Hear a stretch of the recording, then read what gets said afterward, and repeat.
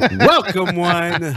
Welcome all. Oh, He's that's right. back, ladies and because gentlemen. we made fun of him on the last one. So, welcome one, welcome all. My name is Jeff. both of you fucks. Welcome on, welcome all to episode 24.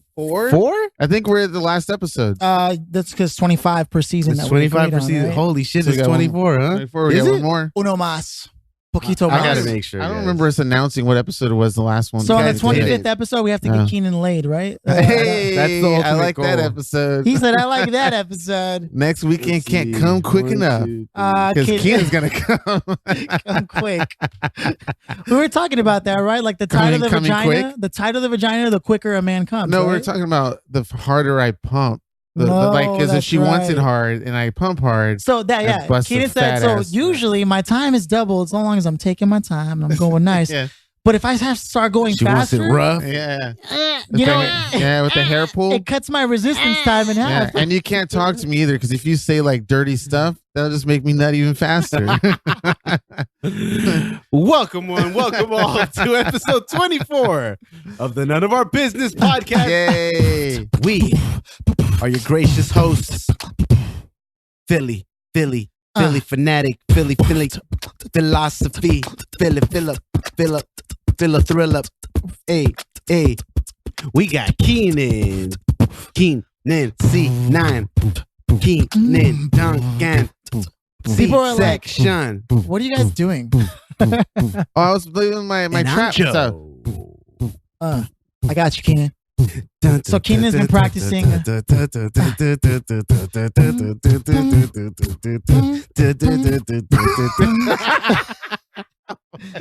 Couldn't keep it up. Especially when you chime in too nicely, it's like, oh, this is too good. I can't keep going. I know. I'm It's enjoying it okay. too much. So when you start freestyling and you really start delivering lines, that kind of excitement hits you, and Well, like, yeah, it's hard to. which kind of reminds me of the Kabbalah. The Kabbalah says whenever you do something really, really nice for someone and your ego starts to tell you, look at how good of a person you are, that's like a trick to your ego to forfeit the energy or luck that you gain from the universe. Equivalent of when you do something bad. If you put it back behind you.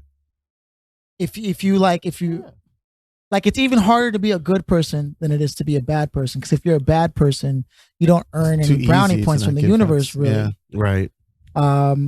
And you're constantly, that's why, like, you That's so fucked up though. Like right your ego is setting itself up for failure. basically at all times. And you're always trying to stroke your ego. Dude, I stroke my I ego stroke every my night. Hey. Speaking of egos, a shout out to Sheila and leaving comments Oh, on your yeah, I know. Instagram. Yeah, if people Sheila. don't pay attention to Cianan's hashtag, you're fucking falling off. And Joe gave me a good one too, so I'm gonna start using that. Dick energy. Okay, Dick Cianan, energy. yes, that's a new one. And Cianan, can you explain brown babies? Hashtag brown babies. Hashtag Because brown. there is a babies. brown baby hashtag, and I'm brown. I'm light skinned. Brown in the sense of the color, not Said I'm because brown, I'm baby. Latino. But then again, it puts me on the Latino pages, and then that hooks me up with the girls in there. Hey, You want some look at black here. Latino babies, don't you? Yeah, just anyone. Yes. Just anyone who Just will anyone, sleep with please. me. Is there anyone out? Is there anybody out there? Is there anybody out there? You guys suck. I want to have sex. So welcome back, Is Joe. there anybody out there? This is why you shouldn't be on the podcast. What are you talking about? Y'all were missing that little. That little yeah, it did. That pimp in your style. It did feel like the last episode we did, which we got to take you to that place. It was really, Oh really yeah, nice. Control Collective. You'll like it. Yeah. If we go Yeah. there I was late enough, listening. we have access to their photo. The whole lab. thing, Like, yeah, it was awesome. you know, we have access to it. But it's really cool, and it did feel like, as much as the great connection feeling I had doing our little duo, it's too even. That's what it is, Cianan. You and I are too diplomatic. Yeah, we need agreed. somebody who's like, fuck you that. guys. Yeah. Which is We Joe. definitely Get need the Joe. fuck out of here. you Joe's like, oh, you shit. think you have status? Not anymore. Recalibrate, bitch. Yeah. Why did I grab my mic so elegantly? Did you see that? I went. Cianan, is that your cock smoking technique? He was like, You'll see that on the recording. I just came out so nicely. Do you guys have any hand techniques for when you start going down there?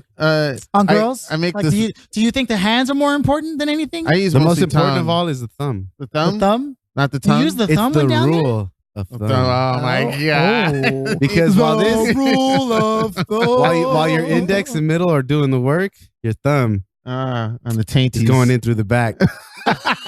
Wait. There's some advances there. Wait, are you talking about for you? No. So let me get this straight, Joe. Let me get this straight, Joe. When you go down there, you like to not only put the fingers in the vagina, the VJs. You not only insert your fingers to penetrate through the vagina, but you also actually go into the anus. Ever so gently tickle the anus. And his dick is in there. He looks like a pretzel when he's fucking. He's all contorted. I'm playing Twister and shit. and then your girl walks in the room. What are you doing, Joe? Like, oh. What's the success rate on that? On the butthole? Every time. Every time. It works 60% of the time. Shit. 80% of the time. time. It works every time. Oh, man. I mean, you got to tickle the butthole a little bit. What's your opinion on it? On the going down. No, just going down in general. On girls. That was my whole big thing. And then we made it a saying at the end of the show. I highly encourage it. Right, but I do it all. technique-wise. Oh, technique-wise. Oh, I mostly do tongue. And Just I tongue? suck. So it's almost like sucking on a straw. Like one of those straws from like Carl's Jr. with the... If it doesn't get all over your face. Excuse me, waiter. The place, it doesn't belong in your face. You remember that Carl's Jr. commercial? Yeah. Well, yeah, I highly encourage and support. Well, see, I don't know. It depends on, I guess it really depends on who you're with, because there are some women I met that said they don't like, not only do they not like any tongue, they also don't like anybody going down there at all. Wait, but what? For me, what girl said this? It happens. Yeah, no names on the podcast, but people that I've met in the past. Yeah. Thank you. Yeah, you're right. I have a habit of just dropping. I forget that's a rule. I don't know if you guys know this, but I don't play by the rules. He's a rebel without a cause. He has this rebel without a cause jacket. My name is James. James. I'm gonna do it. Yeah. James Dean. I'm gonna do it. Yeah. But I haven't got any negative feedback. As a matter of fact, sometimes I would even, ask like, hey, you kind of need to know. I mean, I know there needs to be some mystery and stuff like that, but if you don't tell your partner, what really pleases you, you're not going to be fully satisfied, So I always encourage to talk communication. Communication. Absolutely. But yeah, no complaints as far as using the tongue that I have, and then like literally sucking on it like a straw. But then does that that's our next song. Is that sucking weird? On it like a straw. Suck it. Sucking on it like a straw. Suck it. Sucking on it like a straw. Suck it. Girl, I got you. Girl, I got you. Sucking on it like a straw. Suck it. Sucking on it like a straw.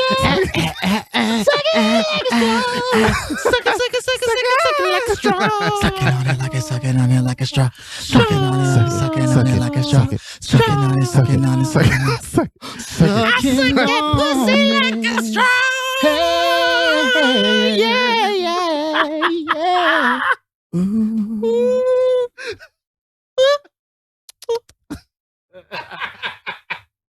We're just coming out with the classics, dude.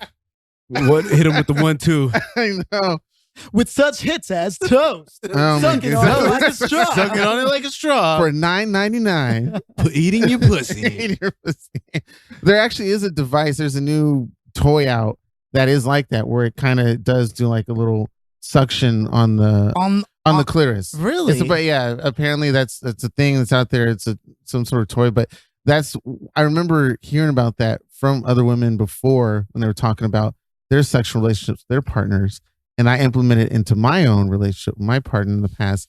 So that's why I started doing that. The sucking on it like a straw. Yeah, because before it was just tongue everywhere. Sure. But then when I found out about that, I was like, oh, I'll give that, a try. And it worked out. Yeah, and it works out. It works out really. I mean, definitely don't come up from air a little bit. But it was funny because I knew it was working when she put her hands on my head and like shoved my head and I couldn't breathe. Deeper. And I was like, what the He was like,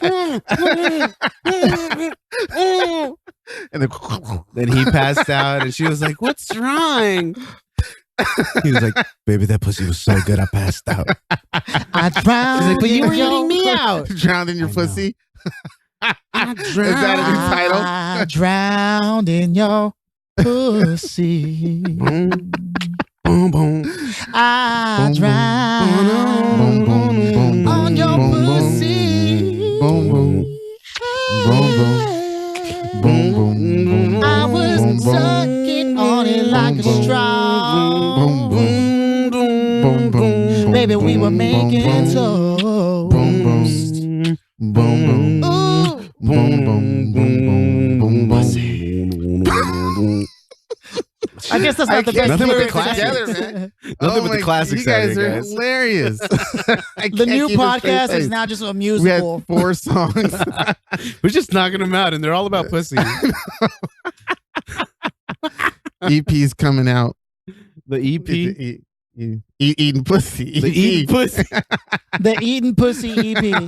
All right, this is not what I'm here for. This is not what I'm here for. Welcome back, Joe. Welcome back to the podcast. Pre-order your copies of the Eating Pussy EP now. Don't bust that nut just yet. Don't forget, Noob has gotten its groove back. Fuck, dude, we need to make a variety latest video. Like grooves. that should be variety our video? next commercial. You remember when there'd be that commercial, be like, I just died in your arms tonight. Like and it the would show you greatest like hits? the Yeah, greatest hits. classic Okay, rock yeah. hits. And Oh my we should do a new one. Yes. Like put on wigs and shit. That would be hilarious. Yeah. All right, we got it on Love it. tape. We got it We're on gonna film. do We that. got it on recording. We Ladies and we have to do gentlemen. it. We're doing it. The Noob greatest hits releasing The this phone Christmas. number with the So we have Christmas. we have a greatest hits before the even EP falls out. It's basically going to be like the Wayans brothers skit inside a scary movie. Or what coming is it? out this Christmas. Do you remember What was when that? the Marlon Wayans when he Scary plays movie 1, 2? I think it was part 1. Because I remember those movies pretty You well. remember This Is Your Brain on Drugs? And then before yeah, that, yeah, yeah, we have the Christmas hits Oh. like Ho Ho Santa Claus. Yes. I remember. Yeah. You guys are like, yeah, that's cool. Shut No, the no. fuck up, Philip. Let's It move was on. like murdered, like it had all, but they were all Yeah. like murder oriented. yeah, hold on. Yeah. I'm gonna You're gonna look Google it it up, while look you that guys. shit Yeah. Oh yeah. So welcome back, Joe. How does it feel to be back? Did you really miss it when you're out? Like, because this is like Absolutely. what this is only the second time that you had, due to certain circumstances. No, this is the you couldn't third make- time. Third time. Yeah, this is the Um, third time.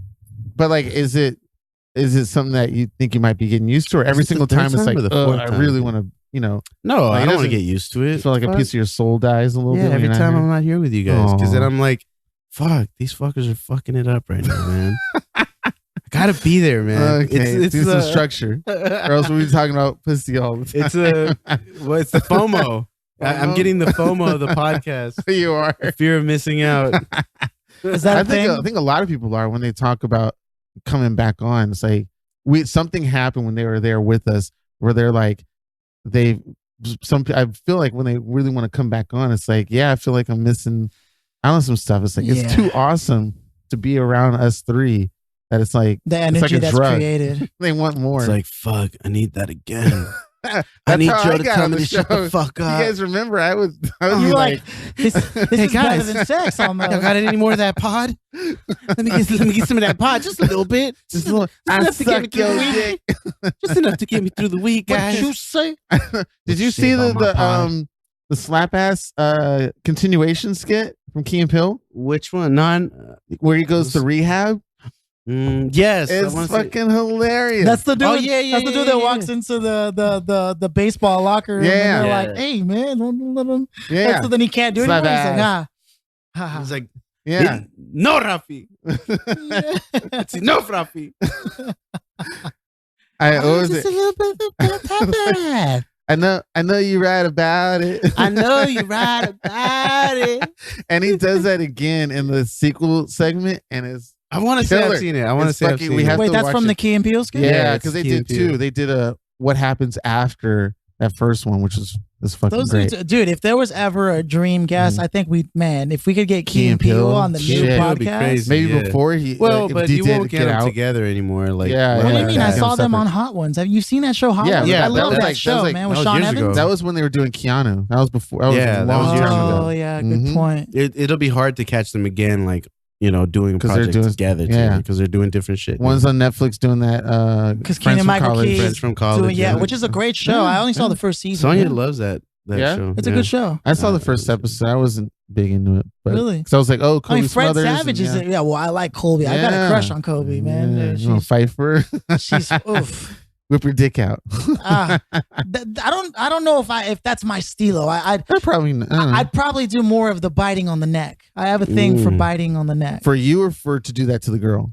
To do that to the girl. Yeah, that's my signature. That's my move. That's the move. If I was in a porno, you would wait for the moment I went for the neck. And it's like a vampire. That means like you're into her. That's what that means. Yeah, that's like my Twilight move. Okay. That's his like soft caress and saying, yeah. Like I did with the mic. It's like, exactly. I just want to get your neck. Is that how you hold your dick like that? What is that? I just want to get your neck. That's so you can so it doesn't fall out. He's like Philly's the guy that's like caressing the neck, like he's like Lestat. Like, exactly, dude. I am the vampire known as he does Lestat. this. He looks over and his eyes are like burning. But then instead of blood, it's just slobber that comes down the neck. She's like, oh, what the fuck? Sorry, I fell asleep halfway to kissing you. Oh man, what do you do, Joe? What's your thing? What's your move? My move? No, wait, we're talking about the move that you're talking. I'm trying to understand what you're defining here. Oh, your move. Keaton's like, wait, we're supposed to have a move? He's like, what do you mean? Let me get out my little protractor and my.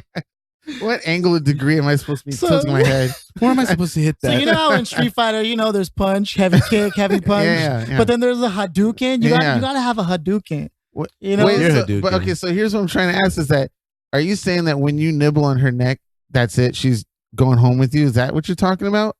Once it gets to that point, there's no resist. I mean, that's what I'd like to believe, bro. But okay. I'm a dude, so I automatically think everyone's checking me out. They all want me. Okay.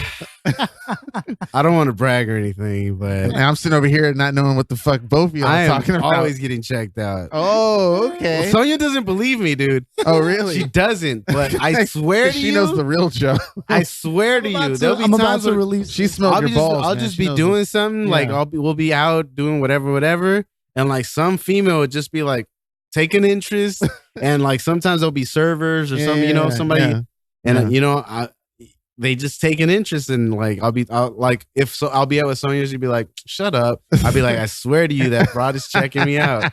Like she's handle feeling me. And she'd be like, shut up. I'm like, all right. And then we'll be out doing something and I'll be like, let me go check over here real fast. I'll go back to the place. And the girl will literally do something or be gracious enough to give me something for free. I'm always getting free shit from females. I swear to you. Damn. If I can throw a danger sign over, I'll come back and I'll be like, here. And she'll be like, what's this? Oh, from the girl that gave it to me. Yeah. I'll be like, oh, girl gave it to me. And she'll be like, what the fuck? Like, I don't think it's that she doesn't believe that they're checking you out because she's obviously with you because she thought you were attractive. She was one of those that got it. It's just, what is she supposed to say to that? Yeah. Joe's like, she got the way. Stay away from my man. The point is, she got to recognize this, that the old bull still got it. Yeah. I'm still attractive, baby. Believe me. Joe's like, hey, it's like Patrice O'Neal. I'm just going to see if I can still fish. He's talking about how the fish flops back on the boat. And he's like, sometimes the fish tries to flop back on. I'm here. You're like, no, you're not. And then you release. So talking about get a bigger boat. And Patrice had a great fucking segment on that. I'm just, So what is your opinion on that? So if you're in a relationship, how okay should someone be with the fact that someone is interested in you to where it suddenly becomes not okay? I think that's where the trust comes in, right? You have to trust your partner not to fuck it up. Yeah, but at the same time, it's out of their control. Right, attraction is not a choice. Attraction is attraction. That's right. You can't get mad because someone's attracted to me. And people do get mad, don't they? Yeah, they get super jealous. And super. Like, yo, I can't do anything about them being attractive. No, don't be attracted to me. Yeah, don't stop look it right now. I can't do that. And of course, we all know that people want what they can't have, right? So that only adds to shit. Yeah, that's true. Because hey, just like men like to see if they can fish and catch and release, I bet you women can too. Oh, absolutely. And with a lot more ease. Undoubtedly, yeah, for sure. Because you are the bait. For sure. Yeah. But I don't really care. That's like a fish swimming up like to a girl shark. doesn't even have to slide into the DMs. If she just made a video like this Mm-hmm. and then just put it out and then said now accepting applications. Oh, what the? Instagram would crash. You see my name on there like 3-4 times. Like, damn, Cianan. Hey, what's up? One per entry. Hey, what's up, part 2? Those are the terms and conditions. Hey, what's up, part 3? I know. I'll trickle way in there. It's like, damn it, Cianan. No, but now said what's up to you 5 times. You have not responded. Is it unfair to bring that up though and say that the girls can do that, but what can guys do? You mean like in the sense of catch and release, or because guys are more like assassins, right? We have to come in one at a time and see if we can, and then sneak out undetected, right? I don't know where you're going right now. You completely lost me. You completely lost me right there. Billy, what? Elaborate there, Billy. I literally have no idea what you're talking about. Are you really gonna make me explain this? Yes, wait, I need that. I need. He was just saying some shit that sounded great, and now he's got to explain it. He's like, "Oh," and we both caught. No, fuck you guys. Okay, let me elaborate. Okay, because you got to. When a man is single, the point is you're supposed to try to do it as liberal as possible, meaning you don't get tied down to whatever you're doing. Right. That's the general expectation of what every guy thinks every guy should strive for, right? Whereas for most women, it's because you never hear guys going, "Yo, you should lock that down, man." I've never had any of my guy friends ever tell me you should lock that down. Can you tell me any friend who's ever told you, dude, lock that down? Yes. That's a good woman. I've told other people that. Yeah, that's only because I wanted the woman. So it's like you better lock that shit down. Yeah, that's happened. Yeah. Well, then that means you guys are hanging out with good dudes. Well, like, I mean, because you guys never told me that. Well, I never wanted to watch. You're like, no, we want to vicariously live through Phil. Rachel's great. My way is usually the teasing part where I would joke, like kind of like when I joke with you, Joe, when I say, "So how's your wife doing?" or something like that. Like that's me. That's kind of me saying you better lock it down. Be like, shut up, I'm married. I won't come out of the way like you're saying, Philly, and literally but we're on the audio. Bitch, I'm just trying to catch you on video. Okay. So wait, so you're saying that when you tell your boys, like, hey man, like, that's a good woman, you should be with that woman, you know, I'm super jealous you that do you're with it that in woman. A teasing way? I do it in a way where it's like, you know, but it's usually if they're already in a relationship. It's not like they just met the person. Right. Because that's kind of hard to say lock that woman down if they just met. Especially because if they just met, you have the chance of still going in there and getting what you need. We'll talk about that later. But it's usually... brother still got a chance to slide in. It's still, it's mostly like when you're already established in like maybe a month or 2. How long should you wait until someone has broken up publicly on social media before making your move now that they're single again? Fuck. Like in your opinion, like hypothetically, because you know we men philosophize on hypotheticals. Yeah, you're right. Kodak Black said a year. Kodak Black, and that's fucked up. Oh, that shit with Nipsey Hussle, man. Goddamn piece of shit. Do you see him apologize? Like he openly, yeah. But see, maybe he's just trying to ride a wave, and he didn't care how he did it. I know there's a lot of guys who are like I haven't met the opposite. I've met a lot of guys who are so big of a dicks.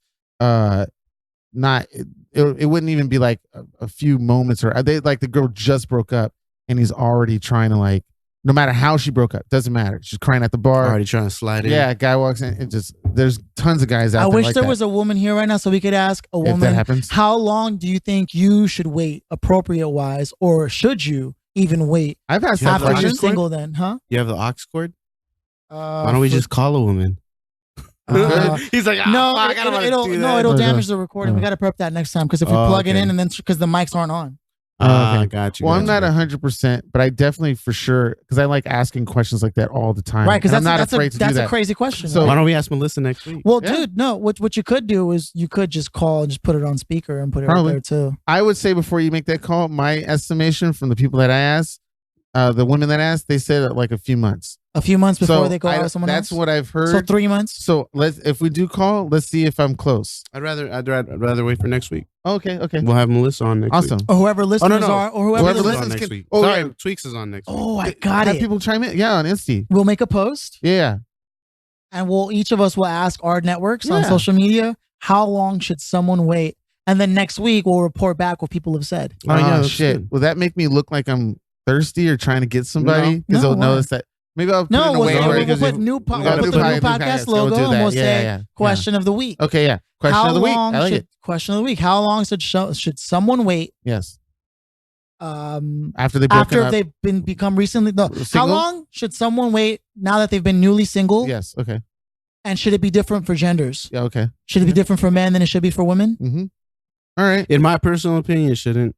Neither do I. I think it should be the same across the board. Right. So girls should be allowed to get with someone right away. If they just like men should be allowed to get with someone right away. If they wanted, if you really wanted to, I'm not going to stop you. I feel my personal opinion, I feel like you have to have a buffer, some kind of because you just broke up to acknowledge the lessons that you've learned. Because if it was a breakup, then that means that there was growth between two people when they grew apart. But here's a question: what if your relationship has been stagnant for so long that the breakup is just inevitable procedure? It's just that was the very next step that had to be taken, and we haven't been in love for 2 years. Yeah. And what if you missed the opportunity? Like, say, for instance, I waited and then that person wound up hooking up with somebody else. It's like, oh, fuck. So there's two questions. So what if you've already fallen in love and the relationship is just around because of other circumstances? Mm-hmm. That's a tough one. Yeah. Because that happens a lot. Yeah. And then the other is what if you wait so long to actually ask someone now that you're newly single that the person you were interested in finally gets a relationship and you waited too long? Yeah. Yeah. Yeah, those all seem like questions of the week. Like hesitation has taken place either due to fear of being hurt or hurting others. Yeah, for sure. Complacency. I mean, I've said it before on the podcast, like you got to be careful because that shit happens in your relationship. And the question is, especially in the circumstance, are you doing more damage to each other by staying together when you don't want to be? Or are you doing more damage by ending it off, ending it? Not getting a chance to and not giving a chance to continue to hurt each other if it does hurt. Yeah. How long should the knife be kept in before it's pulled out? God damn, Philly. That's true. And if life is so fair, why does every rose have its thorn? He's gonna start choking some shit. Jesus. Somebody's they love you, right? And they worship you. And they go out with you.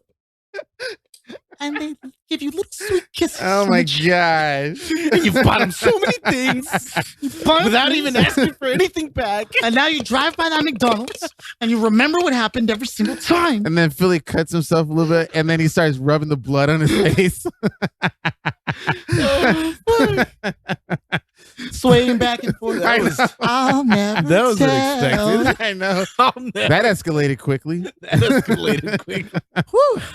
You coming back down? You coming Philly got his acting bag right there. He was I know that was some. He reached within.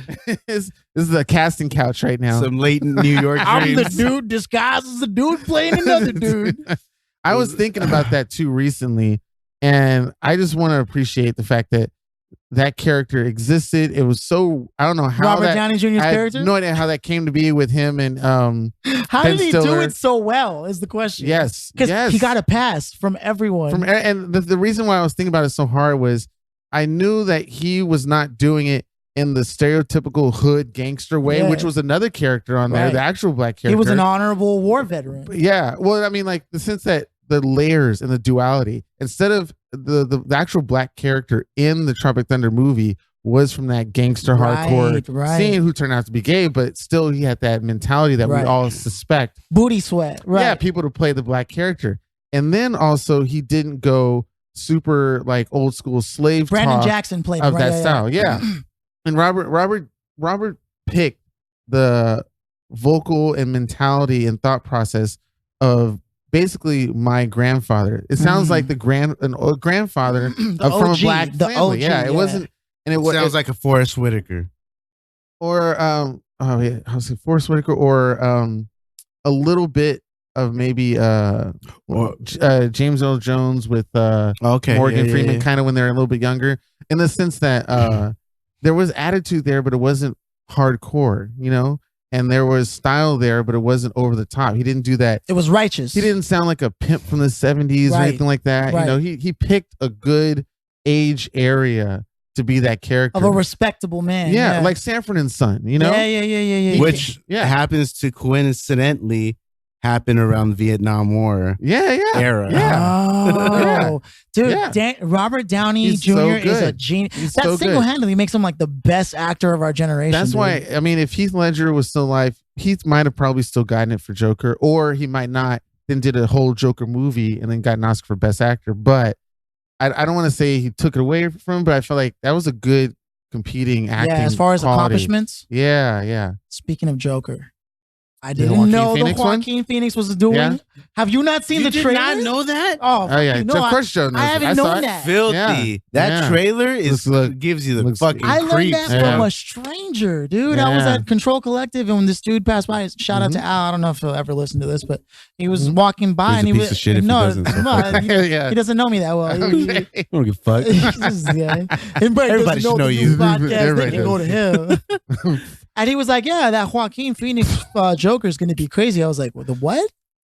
Dude, turn on, like, look up a trailer. I don't watch trailers. Yeah. I'm like, what? This shit is crazy. It's good. He may have taken the mantle back. Yeah, somebody finally did it. It's possible, and it has no CGI. No. It's epic. I don't even know if it's going to include any other. Is it going to include any superheroes from the DC? I don't think it should. Just what Joker? I liked about what Joaquin Phoenix thought he should label that piece of work as is he says it's a character study. Yeah. It looked like it. There's some videos of him like trying to train for that role on YouTube, I believe, like prior. And like think of that, taking that approach. It's a character study. Most of the times it's people emulating things, but they don't share the study. Like, what's your study behind the emulation, right? Yeah. And I think more and more that's going to become an important trend in any great works of art, is showing the study of character. You know? Yeah. I was that's a super segue. You guys are like, that's cool. How was your environment at Coachella and stuff? It was pretty cool. At the Coaches? Coaches, good old at the Cella. The Chellies. What happens in Cella stays in Cella. At the Chell? No, it was tight. You guys probably, some of you have probably already seen the big Guava Island Childish Gambino's the trailer I saw, little movie that he released. He released that at Coachella, and we actually did the structure, the theater that they premiered that movie, because they premiered at Coachella before you guys saw it. Okay, shout out to Accurate Staging. Yeah. We what up, Accurate? Yeah, we did. Shut up, Keenan. So we are a friend of the staging community. I thought I sent you pictures, didn't I? Well, you sent me pictures of the work that you've done. I didn't know that was related to Guava Island. It shows it right there. Cool. Watch. That's pretty cool. You guys won't be able to see, but I'm gonna show Keenan because fuck you guys. No, but yeah, look.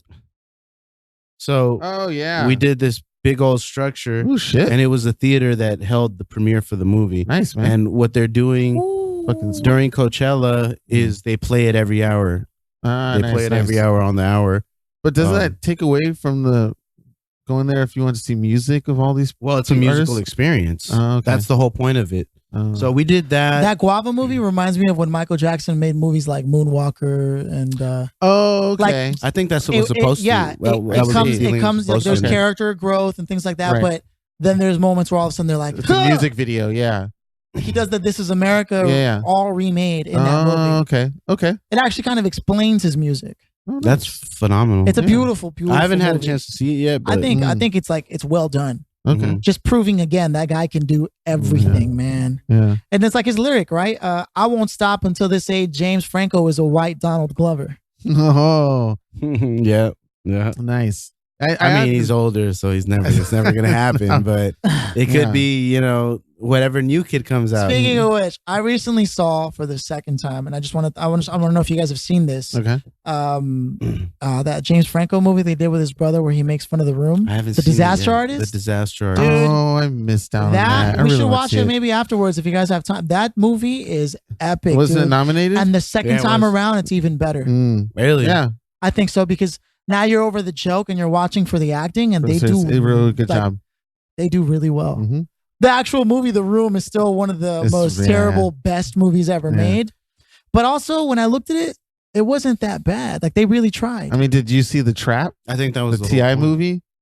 Shit was fucking horrible and not funny. There was one part where the dubbing was off. So Mike Epps would talk, but no sound would come out, and then his voice would come out later. I was like, who greenlit this bullshit? The editor fucked up. It's on Netflix. Money did. Like, yes. Yes. It's on fucking Netflix. Damn. I was like, how long ago did this come out? It's a couple weeks. Like, it's been out. Really? Like, it's that recent? And it's trash? Recent. Yes. Dude, there's video editing software that allows you to sync audio automatically. I don't have it, but like I think there's a function in Premiere where if you upload it, whatever you recorded in your external audio, that most people on the field use one of these, like it'll automatically sync the waveforms. So that's why it's important to do the slate. Oh. Because then it just does the work for you. So for them to have fucked up audio, somebody just didn't do their job. It was so much more than that. Like, it was, unless it was a curse word and they did ADR. Nope. And they're like, mother sucker, and then you clearly saw them say fucker. No, this is Netflix. I mean, they can curse as much as they want. I mean, like, there was so much potential that as you're watching this movie, it's like it made you get upset, because it's like, well, then you can easily make something like that. Or why did they get money or funding, or how did it made you like, well, you have to consider that probably T.I. funded the project. So. I think he did fund it heavily. I don't know if he directed it. He might have wrote it or something like that, but he was heavily involved. You can look it up. Just look up executive producer. And it just sucks to see T.I., Mike Epps, and a bunch of other actors in that movie that are good produce this, be like, hurt quality, by the production quality. Production quality, and some of the acting was a little stagnant at certain times. It's like a B2K movie. I mean, have you ever seen You Got Served? You guys, oh yeah. You're gonna tell me you didn't want to dance like I wanted to dance, like, as corny as it is. I wanted to dance like fucking Marcus Houston was all fucking in the rain and shit. Yeah, dude. It was that was badass. It was. Did you try to dance in the rain? Dude. You I was trying to be like Omarion and Marcus Houston and shit. You Got Served was so much fun. It was like dude, back then when Timberland and Magoo came out with those, I know that was heavy. Yeah, Drop, right? Yes, I remember playing like when we went to go kart. Drop was like an anthem for us back in 2003. Yeah. Did that ever hit in the clubs? We were in high school. I don't fucking know. No, that shit used to hit. Yeah, it probably did. It technically kind of still does, but back you rarely then when hear people clubbed, right? People don't club anymore. Do people still club? Oh yeah, people are out on Monday, Tuesday, Wednesday. They're every day of the week. Oh, it just depends on where you're going and what type of club it is too. I think clubbing should only be allowed between 18 to 20. Fuck. Then I'm out. That sucks. Well, once you're 21, no way. But what if I be like at bars? But I like shit. But I like to dance, so that's why I go to Parvu. Yeah, or Porvu. My bad. Okay, so if you could go back and talk to your 18 through 20-year-old self, what would you tell yourself? Get laid. No, like if you had one moment to really change the direction of your life at that time. Oh, wait, would it be invest? Shit. It would be either invest or create. Wait, is that illegal? That's not illegal. Just less than that, you know? Okay. No, we can do things like that. That was my jam. Fat Man Scoop. Crook and Clan. Hey, to Pan out there, you know what time it was. Wow, it's a PAN. Did you ever see his PAN photos? What? Did you even know about Joe's group PAN? No. Pan? Yeah. The fuck is don't Pan? Don't even let him tell you what it stands for, bro, because you're going to be like, you never gave him the pass for that. It was Kevin that gave him the pass. Wait, so is it pussy, ass, and... No. Pretty. Did you just open up a beer bottle with your teeth? And what about it? What about it? Hey, talk about alcohol. Yeah, soon he'll be like doing it with like his nose or his eye socket. Hey, give me that belly button over there. Give me that belly button over there. Dude, wouldn't it be weird if he did it with his balls? I just put it between my legs and my gooch, and you don't see you don't see anything move. And then I pass it to you, and you're like, "Thanks." You drink. Nothing moves. Nothing moves. You just hear the pop happen. Shut up, Peter. Like, what the fuck? It's like a little hair on it. You just dust it off. Here's the question: Are you guys aware of the pink tax? No. Okay. Yes. I'm so sorry. I wanted to research that when you mentioned it. I heard about it, and I heard that there's like a shit ton of money going to this thing. So what is the pink tax? Well, it's not okay. So the pink tax is not necessarily something that's that exists like an actual pink tax, but it's something that distributors and companies that produce products kind of implement for women. Oh, so you're talking about the cost of tampons versus toilet paper? Oh, I didn't know that's what it was called, but I was assuming. Okay. So you got razors. Yeah. And there's the razors for men and there's the razors Gillette. For women. Okay. The Venus razor. Yeah. It's like $3 more. And it does the same thing as a regular razor. Yeah. Okay. But because it's pink, because it's marketed for women. It's supply and demand. Yeah. They know women need it more than men because men shave less because they want to grow beards. Not necessarily that. It's just the fact that they make it pretty. And pink. That means they have to cost accessible for women because it's for women. So it's the same product. Yeah. Right. But because it's marketed for women, they charge extra for it. So why isn't there a universal razor? Even as a guy, I already think that razors cost too much. Yeah, well, because there are universal razors that you can get. It doesn't matter that the fact that you can get a pink razor for women is what they capitalize on. So that's kind of weird and funny. So they'll market towards a specific group to get them to pay for it and charge them more. Just based on their gender. Even though there's one that's universal that they can use already. Right. So you're tricking them to buy the one. You're forcing them. That's for women. Unless they just want to buy the men razor, which they usually do just because it's cheaper. Yeah. Well, I just meant like, is there a razor out there that's marketed for both men and women? And then it kind of kills the market allows. It's a free market, so you're able to do whatever you want. That's why they make. So there should just be gender neutral razors. Yeah. Yes, that's why tampons cost so much. Well, because there's no guy tampon, right? Well, yeah. Well, yes. Okay, but also because it's a market that can exist. Need. Oh, but there are entrepreneurs that are changing that. Her name is Claire. I'll get back to you on the last name. But so she's making something, or? Yeah, she's the one responsible for new vending machines, and because girls have to put like quarters in the restroom, like nobody carries quarters, bro, just to get their tampon. Oh, okay. So they have a new card reader, but she also Aunt Flo is the name of her company. Claire something, and Aunt Flo is the name of her company. But she basically is giving. She's created a nonprofit to give away, like just like toilet paper is free.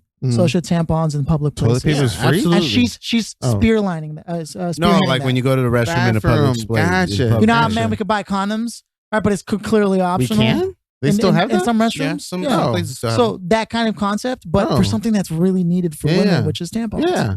You know what I mean? Yeah, there's no reason why tampons should be like say you're out in an emergency situation and out in a public space, not necessarily just a public bathroom that you go to like just anywhere, a store or anything, but say you go to a club, say you go to a lounge, say you go to a bar, you know, like it's not your fault that your time comes, you know, that your period comes. It's not your fucking fault. Especially for women who have irregular periods. And they can't track it. So they should just be able to just hop in the bathroom. There should be a dispenser there that they could just grab. Shit.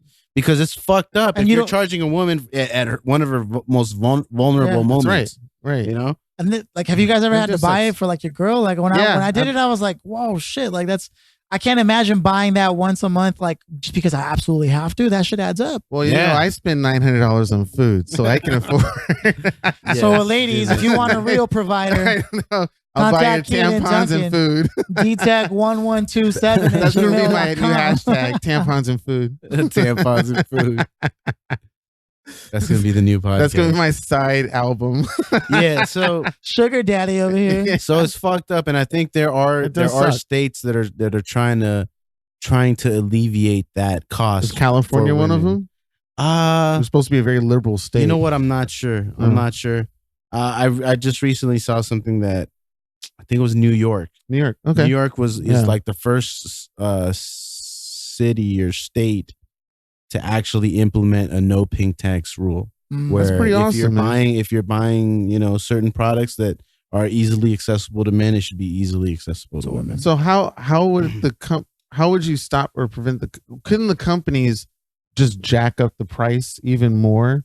Say for instance, stuff like that was implemented. Let's say like say it was like nationwide was like, okay, no more pink tax. So then the companies were like, okay, then we'll just raise our prices up. That defeats the purpose of getting rid of the pink tax. Oh, okay. Nobody's gonna want to buy your product. Right. Nobody's gonna want to buy that. Oh, okay. Okay. I think because yes, no pink tax, but that's the distributors are the ones that eventually decide what you're going to charge. And if they're just going to hike their price, they're going to lose clients. Haven't they done that before? Like, wasn't there something that they hike prices on? You know what I'd like to see? I'm trying to remember. Oh, okay, yeah. I would like to see a mobile application that's given to every citizen of the United States where they're allowed to see where the taxes are being distributed in real time. There's supposed to be the tax money. Isn't there supposed to be some sort of, not a census, but some sort of report that you can go online to something.gov and see that? Because there's an there's an executive summary out there that someone in office has access to, but that, given that it's the people's money, should be made available to the people. I'm sure there's like a budget report. There's got to be one for each state. Yeah, and probably every city. How accurate it is, I have no idea. But then don't forget, we have things like the black budget too. So you're not going to know where certain things are going or being spent on. All those secret government shit. Watch this be the reason I get like taken out, just because I suggested a little red dye. The accessibility to government information. Like, so next on the number, I think it is one of those situations that I think there is. There's got to be one. I don't know if there's a mobile app that's been promulgated out throughout social media talking about make sure you understand your government spending.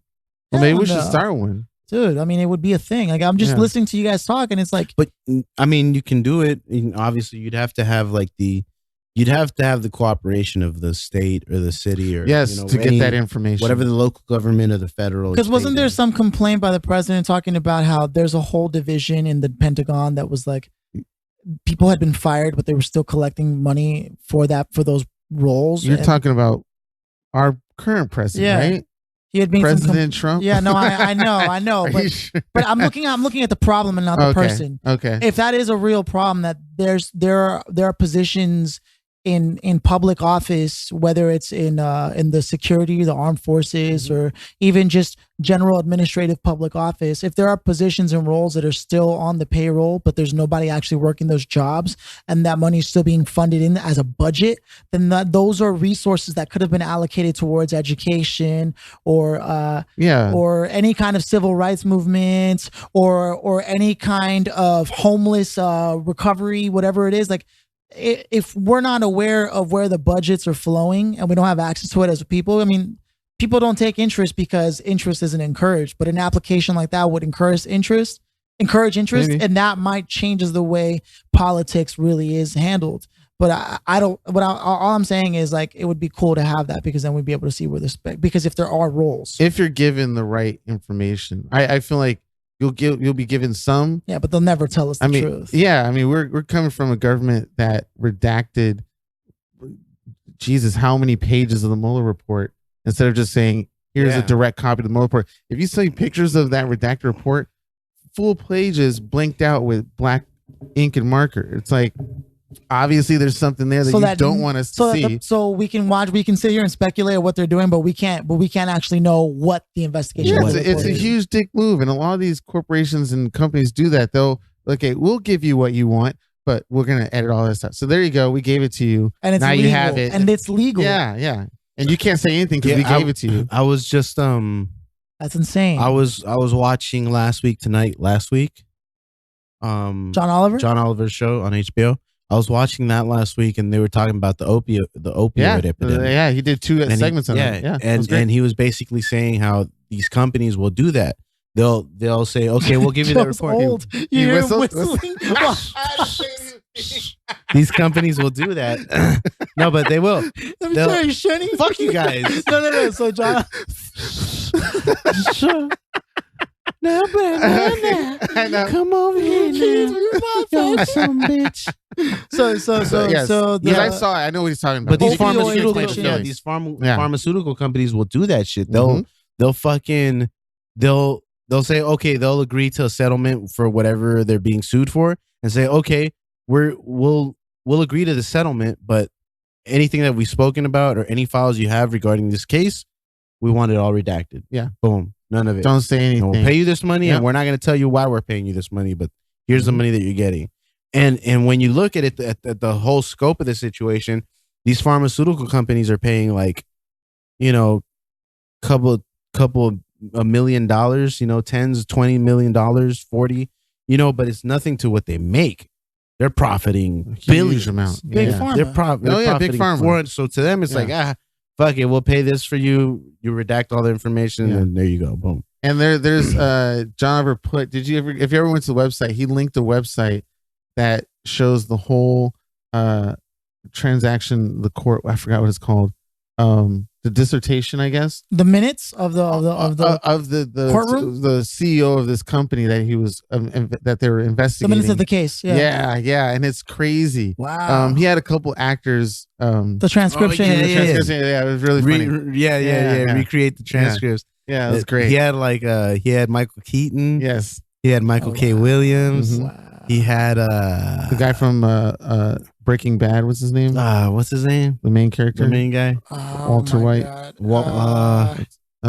Shit. What's his name? I just saw him in Disaster Artist too. All right. Well, we apologize. Malcolm in the Middle's dad. Yeah, right? exactly. Yeah. What's his name? Was Cranston? Michael Cranston. Brian Cranston. Brian Cranston. There you go. Hey, we got it. With the power of us combined. The only reason I remembered that is because Billy Cranston from the Power Rangers was named after him. Oh, really? Yeah, Cranston. Wow. Yeah. Okay. What? Was it Bryan Cranston?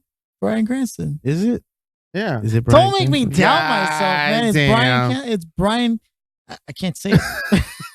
Are you sure it's Bryan Cranston? Bryan Cranston? I believe so.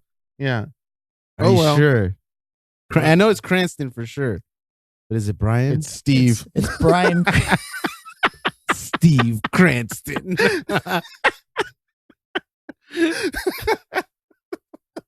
I don't know why it was so hard to remember Brian Cranston. We were like, Bill, Brian, what's his goddamn name? Oh man. Oh my god. But yeah, it's by the way, he's like one of the most badass actors of today. I heard he's a really nice person too. He's very humble. I bet. Very humble guy. He looks like he'd be. Brian Cranston, if you ever listen to this, man, shout out. Put me in the game, coach. Put me in the game. I'm ready. Yeah. And he's always good at, making fun of himself or doing humor. I mean, it's great. He's a funny guy. He can do it all. Yeah. And it's great. He was in that movie with James Franco, Why Him? If you haven't seen that, James, if you haven't seen it, there's one funny moment where the girl is the daughter that Brian Cranston is trying to protect. And she's going out with James Franco. Mm-hmm. That's the general plot line. Yeah, and he's like a bad dude. And he starts off almost right away. They were doing webcam conversation, but he didn't know that her parents were with her. And he walks in like butt naked to the dorm as she's leaving, and the parents are like at a dinner. They're like web called from a conference, so it's like totally worth watching. Okay. If you want to see James Franco's ass, you should watch the movie. Yeah. That was. So you guys are just getting quiet. Oh, you're gonna do that to me? Because now I'm like, did that sound gay? That was great. Timing is everything. I love it. Fuck you, Cianan. I see what you did. Cianan wasn't sure if he should say that kind of sounded gay. I didn't say it. And so what if it was kind of gay? You know what? I realized what I said. I'm okay with it. Yeah, but government suppression and information. I mean, we had that Freedom of Information Act back in the 90s passed, ideally so we can get all that information on Area 51 and whatnot. But it wasn't just for that. I know it's for more than that. But I mean, most of the use of, hey, we have the Freedom of Information Act is kind of like trying to get government secrets and government to say stuff. They're just screwing you anyway because they're just redacting all the shit and then letting you have it. Yeah. And so, and I wish there was bullshit is that? I am so shocked that those anonymous hackers haven't already just hacked Trump's account and released his whole tax forms for it. Because they're all getting nice fat paychecks to protect the U.S. from outside attackers. You mean the anonymous group? Just most people, I'm pretty sure they all work for the government in cybersecurity, man. That sucks. Because I mean, there's just some things that people should know and some things that people shouldn't know. Well, that's okay. So do you think there are some things we shouldn't know that the government does? Like, not at all? Like, if aliens do exist, we probably shouldn't know. You think so? It would literally change everything about the way things are right now. And if I was the status quo, I would want to keep that the way it is. If I was the status quo, I would like to say that I'm sitting here and I would be altruistic and humanitarian and see some sort of we gotta fight them, some sort of futuristic utopia. But the truth is that this system is built to fall already on its own. We don't need to push it. Every day there's more war, more famine. You know what I mean? More poverty. Yeah. It's clearly a system problem. You could change the players, but you can't change the game. And the way the economy is set up with the way capitalism is working and democracy and, you know, the two-party, the bilateral system and all that, it's all set to create opposition from within. So anything that fights itself internally will eventually collapse. Based on us now. But I mean, like if we met aliens a long time ago, things could be different. I mean, I would be okay with it. If say for instance we did meet aliens before, but we couldn't extrapolate the information. So say they did crash land and died, but we don't know where that came from. That's fine with me. If that was like if that was out, you know aliens exist, but you don't know their point of origin. Yes. Okay, so we know that. Yeah. You're like, who cares where they came from? They're here. and if we can't get anything out of it. Like, hey, it crash landed and all the stuff was destroyed. We got a little bit of debris. Here's it on display at the Getty Museum. Then that's fine. Oh, okay. So you're not necessarily interested in the invasion or the arrival of them as a whole. Yeah. But if we did experience their existence, a fleeting existence that just happened to happen, and they came, just to know that they existed. Like, oh shit, damn, there were aliens that came once. Fucking 100 years ago. That's crazy. And then for some reason, like kind of like dinosaurs. Come back, but I mean, I don't think that'd be as big of an impact. That's basically the opinion of a deist who says, you know, there was probably a god, but no, like it's crazy he came and then he just. I would accept that, and that would be my reasoning for why there isn't a god. Yeah, that's deism. Be like, damn, they were here. That's crazy. That's deism. That should happen. Yeah. Like, and now I know, like, okay, like all the shit that we've experienced, and how can we believe that this God existed and created all this just for us when we know for a fact there was an alien that crash landed here 100 years ago. Yeah, we have their remains. Like, we know that they exist. Like, what would that imply ethically and morally? So let's say theoretically, hypothetically, there was a God. It did exist, and it came through. It did its thing and then left, and it's not coming back. Right. Where does that put us if there is no such thing as a heaven or hell? And it just means, hey, this is the one shot we have. Depends on what information we got from it. So if that God did come and leave information about a heaven or hell, then sure. What if it didn't? What if it left and said there is no heaven or hell? But why would they though? Like, why would they even? Like, what is religion to them? Like, why do we think they would have to tell us about their would they leave right? Or let's just say not even religion. Why would they leave anything information at all? Yeah. Other than here it is. Yeah. Like, we're here. Shit. Deal with it. Yeah. Because even amongst group of friends, like even if all of us invited 3 friends each right now and there was a party, eventually some kind of unspoken order or social rule would start to be generated from just us without ever having to say, hey, you come in here and you be a good person. You don't fuck anybody else's girl. You know, you don't, somebody will start saying that? Like nobody ever does. Somehow because it's unspoken. Right. So some of that shit is unspoken. Right. So what is this intuitive, native, unspoken that all humanity generally understands except for psychopaths? Huh. And like where it comes from? Right. What is that? Is it just out of evolution of our design knowing, hey, I better trust someone other than just myself or I may die faster? I don't know. I think even a baby or a little toddler knows they don't want to be hit or hurt by somebody. Because you have to socialize kids, right? Like you have to teach kids that hitting is not okay. Yes, you do. But I think we might be at a point in society where we don't have to worry about survival anymore, and it's gone through so many generations. We've gone through so many generations already of not having to worry about survival, that as long as you get a job and do all these things, that you're gonna be fine. Like you're not gonna starve or. It's crazy. It's so crazy. It how really we has come to that point. And that's probably affected our human culture, right? And dependency on each other. Well, I mean, if we were out in some third world country in the boonies, like it's just us.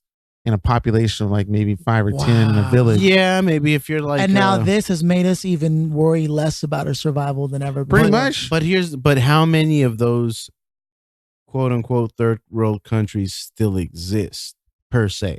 Unless you're like in a war torn country, you're not really gonna live. You're not really gonna be. It's not gonna happen unless you're like already, and that's recent. Like some of these war torn countries are recent. Yeah.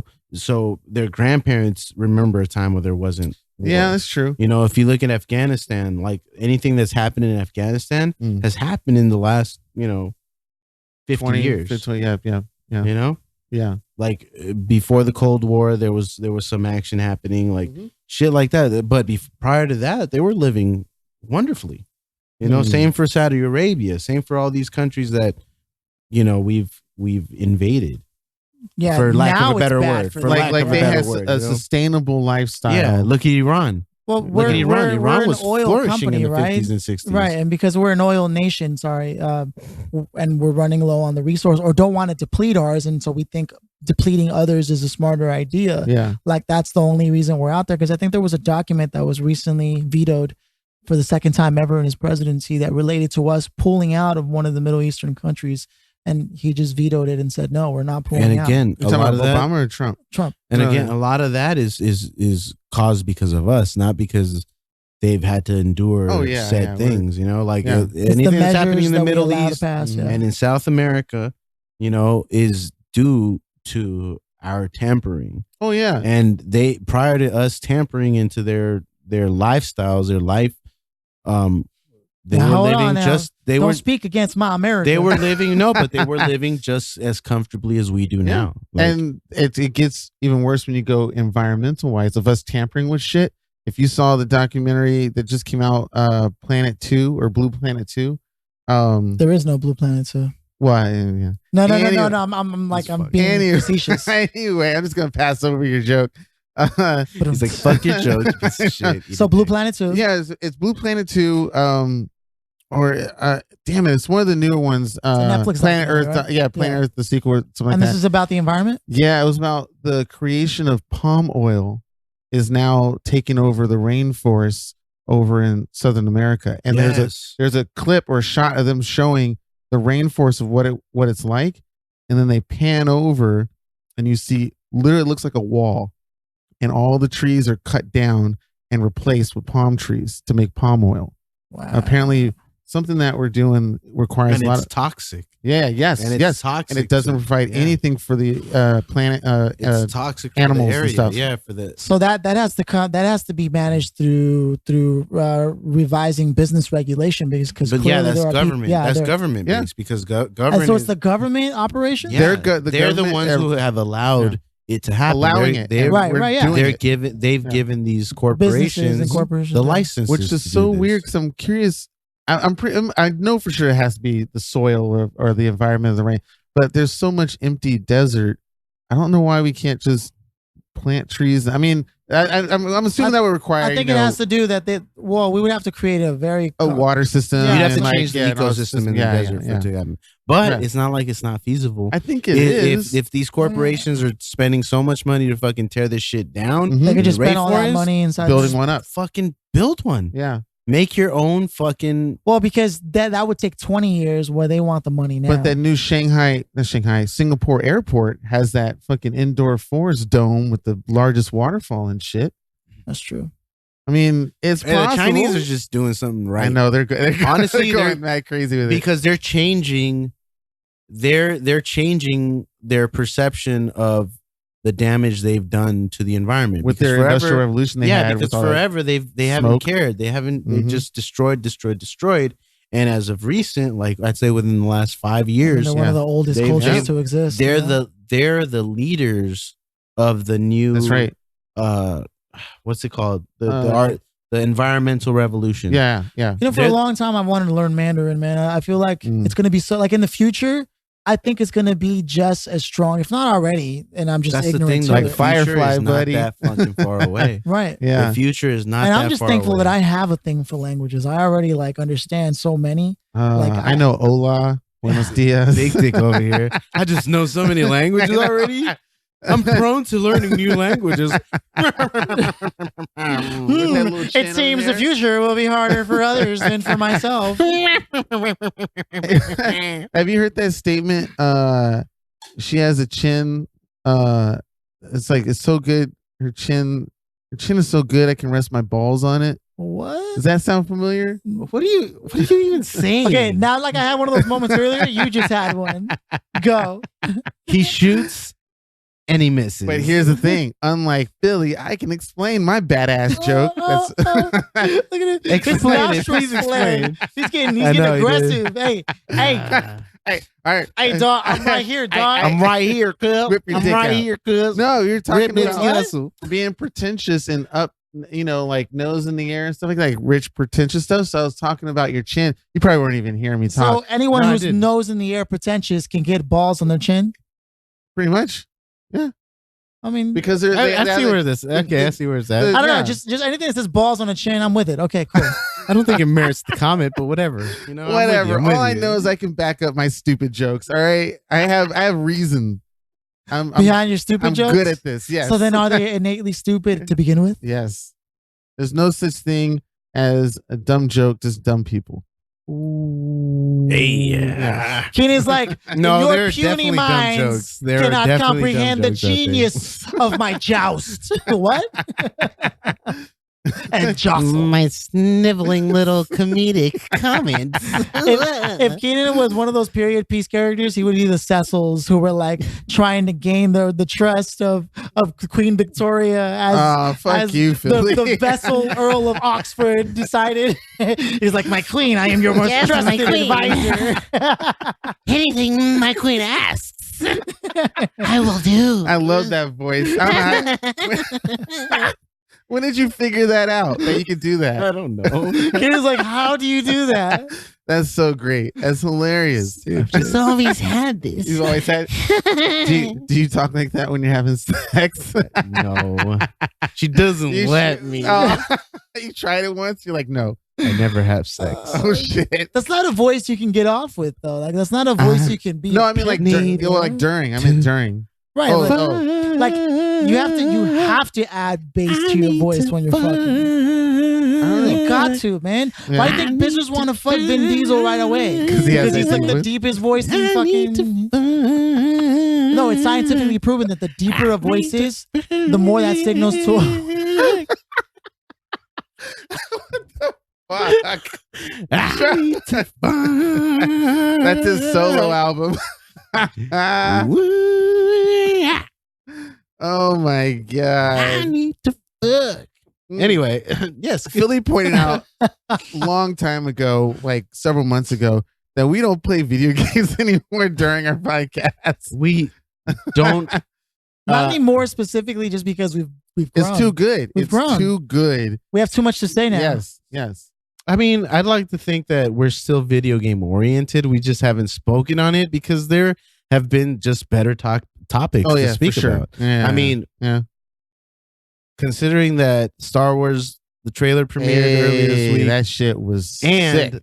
They announced the video game too. That's right. There's going to be some Star Wars action happening during the podcast for sure. Damn. In the following months. We have to set up some 2-screen action so I can play and you can play. Holy shit. But I've been dying for Avengers. Avengers? Oh man, next week. Next week. Now, I don't have any plans yet, so I already got tickets. He said I already got tickets for all of course he did. What? Yeah. Joe has it down. He's gonna show my G. Wait, are we waiting outside for that?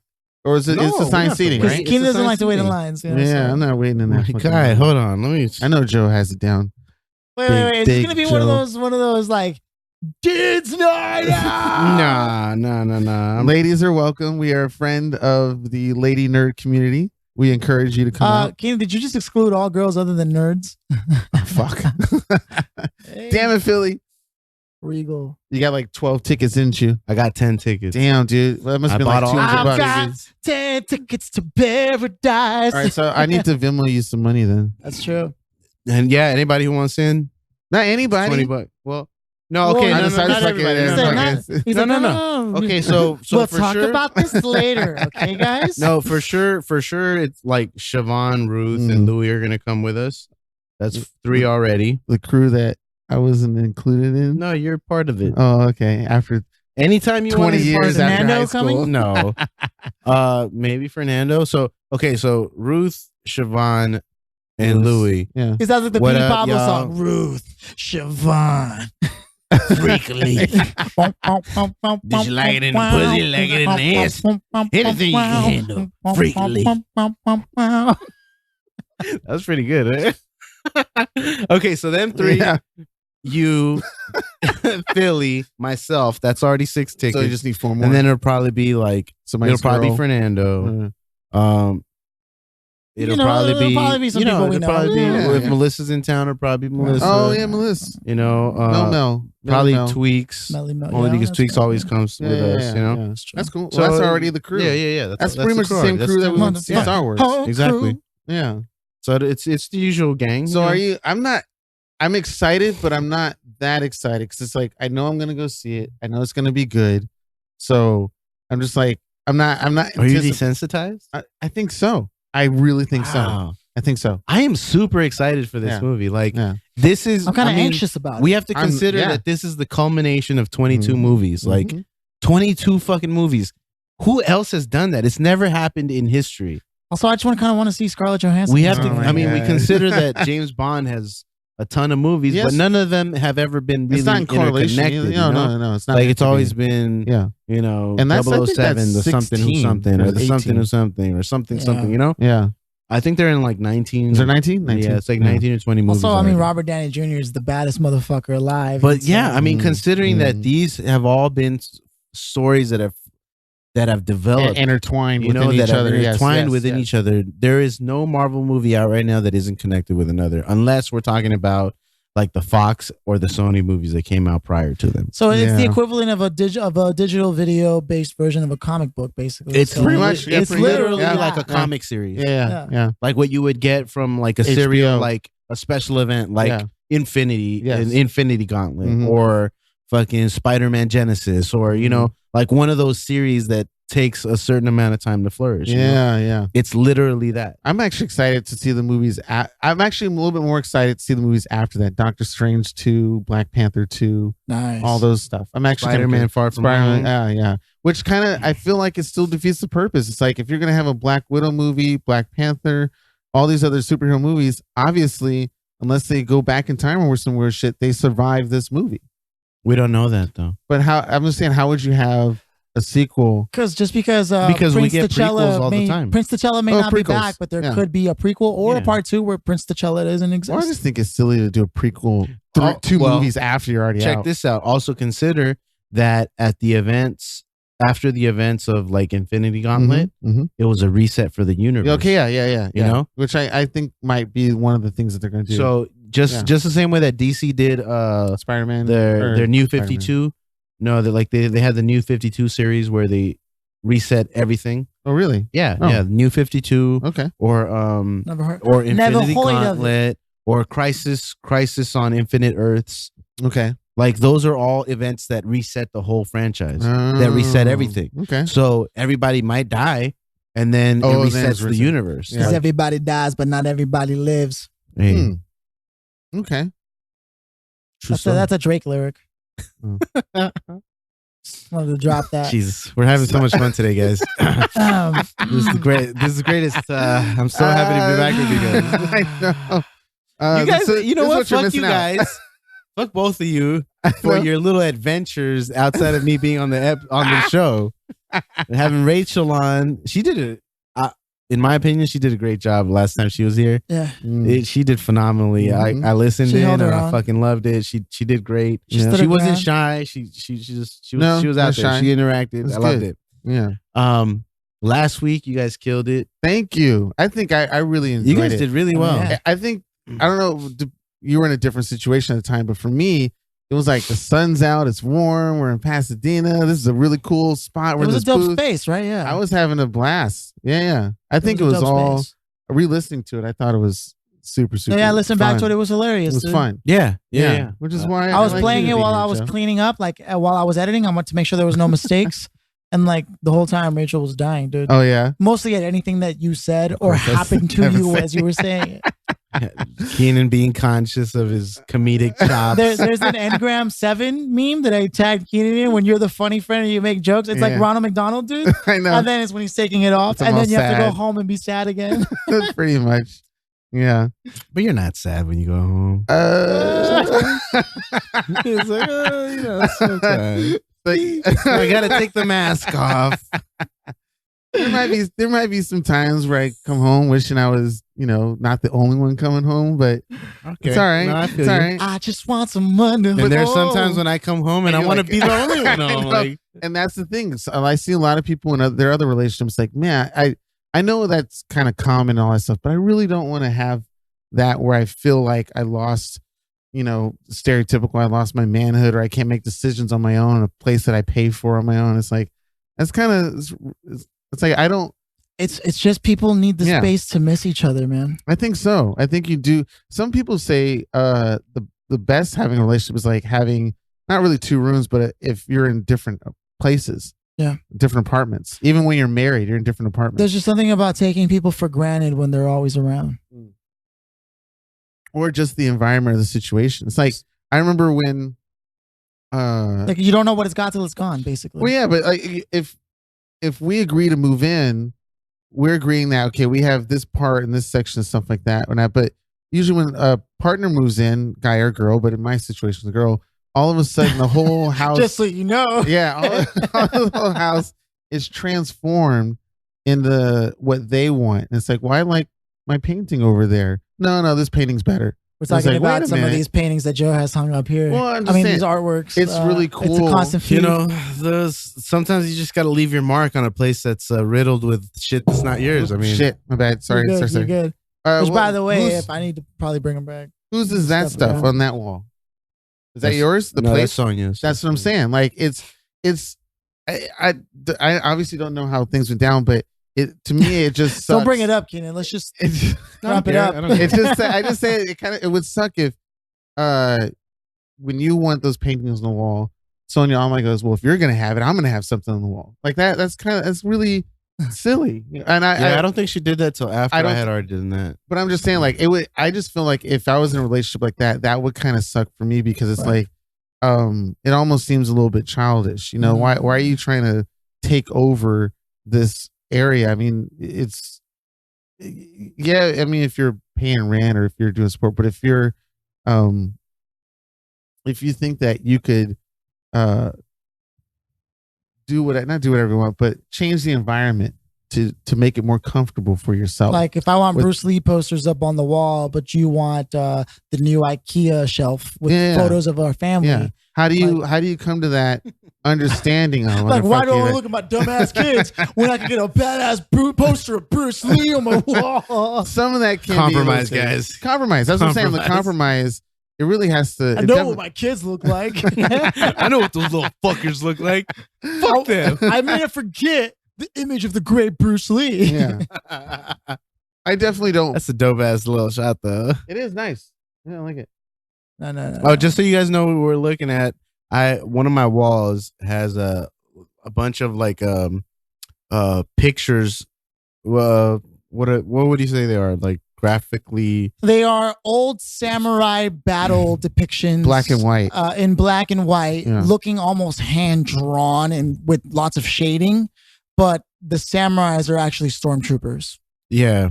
So there's like this hybrid little project that I think it's called Floor 11 or 11th Floor. They actually distributed for this artist.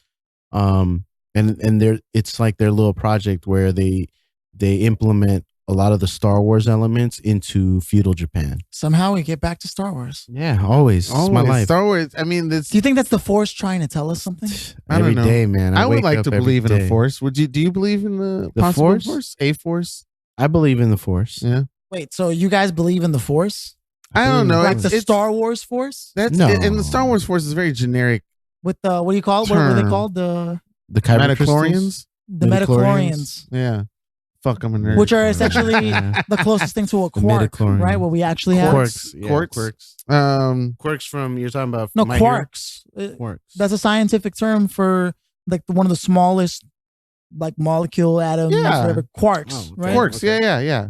It almost sounds like the material of quarks, like the but QUARKS, right? Yeah. Isn't that what and those are like those are it's when you go down, I think, past electrons and protons. And what's the name of that? It's not metaphysics, man. It's quantum mechanics and quantum physics. Quantum physics. Yeah. It's a quantum physics thing. Yeah. Which is supposed to be the closest thing to the study of the universe, isn't it? Supposedly, but now that we have that whole black hole discovery. Oh yeah. So what's the deal with that? Because that looked like that was crazy. That should look like an eye, didn't it? Yeah. People are like complaining that it's all blurry and shit. Fuck those people. But fucking consider the fact that we had something that was able to take a picture of something that's 55 million light years away. Yes. And I don't give a fuck how it looks. And it was that we were able to do that. An amazing, divine, feminine woman who discovered it. Yes, it was. But it usually comes out in pixels, like one or like two dots on a screen represent the Milky Way galaxy. You know what I mean? Like it used to be like what Joe's saying. Yeah, fucking horrific. And it's always from like this CRT screen from like the fucking. It's like 80s. the difference between this old Spice Channel and the porn we have now. How eerie is that? That we know what the fuck a black hole kind of looks like. Well, we always had a guesstimate, and we always had like artistic renditions. But thankfully, now we have an image that proves a lot of those artistic renditions. And right or wrong. Now we know that it doesn't look like a funnel that's like being sucked in. Right. It looks more like it's like a ball. Like an eye. Or a flat disc. Yeah. Who knows? It's fucking crazy. And the most amazing thing about it is that it's so fucking large. I kid you not. Like the planet. What does planet Earth look like in comparison? It wakes you the fuck up. It like holy shit. Okay. Take the size of this room that we're in. So it's about what? 40 feet that way? Right. 45? It's 22. 20, that's 22 feet? Goddamn. 22 by... No, I'm sorry. 32. 32 by 12 or 15. Not 12. 15, 16. Something like that. Take this room. Because you were a man and you do measurements. No, I did. When I first moved in here, I did. I shot it with a just assume the size of this room. The whole volume of this room is the black hole M87, I think, or something like that is what we found. Right. And then the planet Earth would be the red dot on the fucking. No. I was gonna say 10 times smaller than that red dot. 10 times smaller. You're talking the tip of a needle is planet Earth to this whole fucking room, and that's the size of that black hole to us. It would swallow our fucking solar system with no problem. Yes, with ease, with room for seconds and thirds. Oh, we have two black holes at the center of our Milky Way galaxy, or a super. I think they're super black holes. I forgot what they're called, but massive.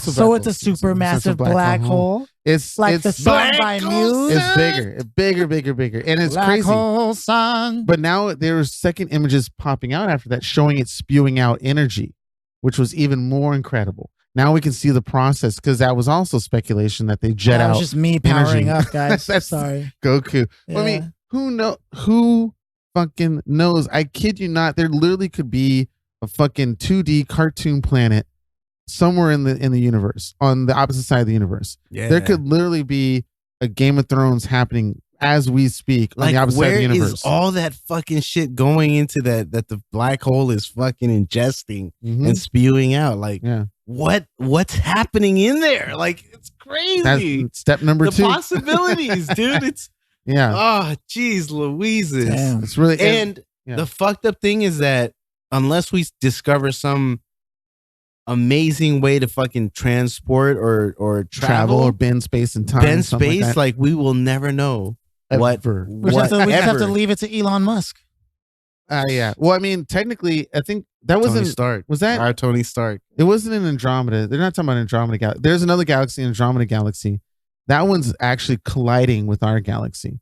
So soon, soon as in like 80 billion years.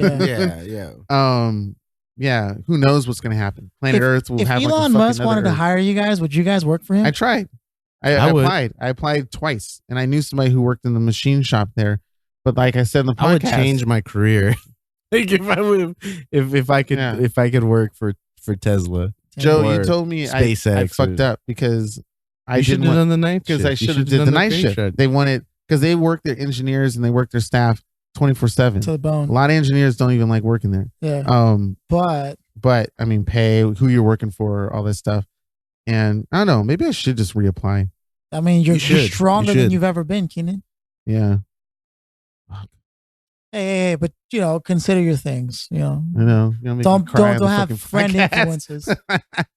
It's not over. A moment. If I worked for Elon Musk, I would work as a stylist. I would just come to him and be like, I got you. I'm gonna pick out your outfits for the week. Really? You know what I mean? Don't want to work on some crazy technology? No, I would be down to just be a stylist for like anyone. Like if that's what they want, I'd be like, okay, cool. So all I have to do now is spend my time thinking of the dopest outfits. Dude, I want that job. Because I think I could do a good job. If you gave me the right budgets and I went out there and I looked at the right things, I did a little bit of homework. They're like, oh, I want to do like the 70s period with the fucking bell bottoms and the fucked up shit is that like you wouldn't even be considered because you don't have a portfolio. Oh shit. Well, of course not. Yeah, that's the fucked up. Like I would probably never get hired at SpaceX or Tesla because I don't have a portfolio that reflects. Doesn't stop me though. But there's plenty of other positions at SpaceX. It's not just engineers and all that shit. Well, of course. Oh, what I'm saying though is I would just do it for free for people, and I have my camera. I would take photos, and then I have a portfolio. Oh yeah. And that's the equivalent of paying for my school. Mm-hmm. You know what I mean? No, I agree. I agree with you. How we would do that for Tesla to work at Tesla. I don't know. I would invest my time in creating some kind of project that would interest him. Like Cianan told me back in the day, he had made a hovercraft. I did, and that got him the job. I did at this organization. I impressed but the then, teacher. Yeah, he wanted to focus on school instead. I know, like an idiot. When you already had what school was trying to get you. I know, and put myself in big ass debt. Thank you, America. This is America. Yeah, that's won't catch you slipping. Talking about regrets and stuff. I don't know. Fuck, man. I would do anything. See, now I'm more like hopping on anybody's project and anything because of that situation. I really knew that I messed things up. Hopping on anyone's project or anyone's pussy, right? No. Well, that's neither here nor there. That's a little different. But I'm just saying, 94.7 away. We're gonna get Cianan laid with some classic jams, some classic mammer jammers. And here's the fan favorite. I did bang on a jazz tune. What the fuck? A person that fall in love with a stranger, you know I'm thinking of. I'm ready to love,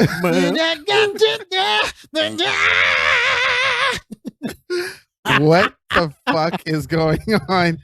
What did I get myself into? Oh no! You would actually be JoJo and I would be Casey.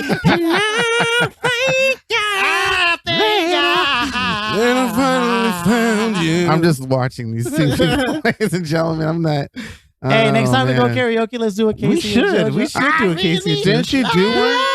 What was the song you sung when we were at Brass Monkey for? NSYNC. We did NSYNC. Oh, you did NSYNC. But we should be doing Casey and JoJo. We should do Casey and JoJo. That's more flavor. Hey, Casey that's and my JoJo, sabor. It's more better. It's more better. Fuck you guys. So, and Cianan, you could be the fifth Beatle. We could be the fifth Beatle. Just hitting the tambourine. We don't even have a fourth, but he could be the fifth. Just hitting the cowbell. We don't have a second. We don't have a third or fourth, but I've got a fever, and the only cure is more cowbell. Cowbell. Yeah. Have you guys seen Hellboy yet? No, I wanted to. Right. I heard it was horrible. All right, people said it was horrible. Let me tell you, shit. Is that bad? They can suck my dick. Oh, really? It's good. I loved it. I like the other two. I enjoyed it. It's different. It's different though. It's R. It's different. Yeah. Okay, so let me tell you a little story. Last week, take us back, Joe. Last week, Friday, I Stories with Joe. I went and watched Hellboy, but I was so tired from working Coachella and doing all the shit that I was doing. You fell asleep in that I fucking fell asleep in the theater. Joe does that. Halfway through it, I fucking fell asleep, and I woke up. Look, the funniest thing is when I woke up, I saw Hellboy just say something. And then boom, it went to the credits, and I was like, "What the fuck?" He just said something. Boom, and then credits started rolling. I was like, "Fuck!" You literally got to see that you missed the whole movie. It really literally showed me missing the whole movie. Oh like he said the last thing, and then boom, and I was like something out of a movie that literally happened. Yeah. And the thing is that I brought one of my workers with me because he was like, "Yeah, I want to go watch the movie," and he fell asleep too. Oh shit! So when I came back on to watch it again Wednesday, I went and watched it again, and I stayed up. I stayed awake for the whole thing, and I fucking. Oh, you made sure you stayed. Oh yeah, I made sure. It was great. I honestly like. You just have to go in knowing that it's not Guillermo del Toro. 2, it's not Ron Perlman. 3, it's a different studio just making it. And 4, it's rated R. Yes. Okay. So just go in knowing that it's going to be different. Okay. It was like DC versus Marvel in quality. Yes. Yeah. If you want to put it that way, yes. Okay. Yes, it was. Like you could tell it was 2 completely different productions. But it absolutely doesn't take away from anything that was happening in it. And you just have to go in not expecting to see a Guillermo del Toro, Ron Perlman Hellboy. You just got to reimagine the character again. Okay. Like anything that they did is not what happens here. Like the Joker movie with Joaquin Phoenix is coming out. Just don't expect the Christopher Nolan film. Don't expect the Christopher Nolan. Don't expect the Suicide Squad situation where Joker's fucking not even in it. See it for what it is, a different movie. Yeah. I just want to say I hated Jared Leto as fucking Joker. I did not like him as Joker. Yeah. I didn't like the whole sleek, pretty boy Joker situation that they the rock star Joker, basically. Yeah, I didn't fuck with it. Yeah. But Hellboy is definitely worth watching. The story is fucking fun as fuck. There are characters that you didn't see at all in the first 2. Okay. Cool. That are based in the comic book. Nice. Have you seen Mr. Nobody with Jared Leto on Netflix? I heard that's supposed to be really good. It's pretty fucking good. Okay. Mr. Nobody? Yeah, that's more his speed. Post-apocalyptic type stuff, right? It's one man who gets to live all the possible lives that he could have lived, including the partners that he could have been with instead. Really? Oh, okay. And it's crazy, dude. Oh, okay. All right. Yeah. And then him coming to in each one of those lifetimes and confusing the people around him because he calls someone different names and he's like, what? So he's traveling through the dimensions of the possibilities of his life. Okay. Oh shit, that's nice. Kind of tight. Yeah, I'll check that out. Yeah. But yeah, so Hellboy was dope. It's just different. I recommend you guys check it out. It's worth watching in the theater because it's big. It's a big movie. Okay. There's some scenes in it that are just big. I mean, I can talk watch about the second time you watched it, right? Not the first time. Well, because the first time I don't really remember much. I remember. I just fell asleep. I'm gonna watch it tomorrow. Yeah, I would watch it tomorrow. I would watch it. Go to the theater. It's cool. It's fun. All right. Yeah. Tomorrow morning. That's great. Nobody's gonna be there. Yeah, there's a lot of CG, but there's also a lot of animatronics. Well, that's cool. That's it does a little bit of both. Yeah. Yeah. No, it was cool. I liked it a lot. I was born with animatronica. Love for animatronics. Right. Okay. No, oh God. Jesus Christ. Shit. So this is why I'm not the funny guy on the podcast. Oh, God. You're gonna be my soapbox talk. Okay. Dios mío. Jesus Christ. We were doing so fine, guys. We almost made it to the end of the podcast without me trying to make a joke. What are we on right now? Philip, what do we tell you about trying to make jokes? We're almost at 2 hours. I haven't watched. No, we're 133. 133. That's God, phenomenal. dang it. Hey, you guys cut it short last week. Well, yeah, I'm gonna let Cianan explain this. Fuck. No, we had scheduled enough time, but by the time we got set up, it was already late as usual. We usually we just know now. We know better. The next time we have to schedule it early because by the time we meet up, we're going to hang out and then set it up. Right. We were just doing as tradition always did, and then he ended up having a deadline. I had a Game of Thrones party to go to. Yo, bitch ass. Speaking of Game of Thrones, what did you think of the new episode? I didn't watch it because I was at this party and I started. My belt keeps fucking with my fucking. That's cool. Take it off. Digging into my stomach. Chapped balls right now. They're kind of squeezing. Take it off. Take it off. Wait, hold on. Hey, look at this. Right on the camera. He's busting it. He's busting it. A ver, hijo de su chingada madre. A ver, ¿quién les voy a pegar? Yo, okay, no. Tell me about your Game of Thrones experience before I get into it. They used to hit me with a belt like this. Okay. Yeah. So yeah, the Game of Thrones party was at a friend's house. Really nice house, big old mansion in the hills, and it was really awesome. And I thought it was gonna be like, people in costume and dressing up and all that stuff. Everybody just had their regular clothes on. They had a magician play there. You were the only David. I was the only one that brought a prop. I brought the sword, the Gandalf sword that I bought Joe, that you'll see in our movie clip of None of Our Business podcast. Yeah, I haven't heard anybody talk about it to me. I have. Yeah. Got a lot of love. Me too. I heard people say stuff, but my friends suck. They never talk to me. First, you need friends, Philly. Oh. He's got him right here in this room. All of my friends. Okay, so continue. Yeah, so it was a really cool. It wasn't what I was expecting, but it was still good. Because I thought like a huge elaborate shit because he had like Game of Thrones banners everywhere off of his house and stuff like that. So he tried. There was a fire show. Yeah, they definitely put some effort into it. Oh, so you have a rich friend? Okay. Yeah, I actually in my life now I have. Hey, man, I made you CEO of. It was fucking taking the credit, motherfucker. Hey, I gotta have something in my life. Can't I get something? All right, so get to the fucking point. Yeah, banners everywhere. Never. No, it was So it was dope. It was dope. It was dope in the sense that I got to meet people. I got some contacts. Oh yeah, did you meet any special ladies? Yeah. Any special ones out there? A nice special one. Potentially? Oh yeah. Yeah. Nice. So it'd be cool. And her kids already graduated from high school, so that's awesome. Okay, nice. Cool. Yeah. And so she has time for something. Hopefully. And the story was that she was got away. I think it was either a divorce or something. Sure. But her friends were like, yeah, she has to get out and live life now, and whatever's in the past was all crap and shit. So she has to now meet she has people room in her life for someone special. Yeah, it'll be awesome. So you got some room in your life for someone special. So you guys should just, put that room together. Well, I specialize in each other. Special room. I mean, right now I'm just trying to have sex with people. So I don't know if that's the special room. Is that our new thing? Special room. Special room.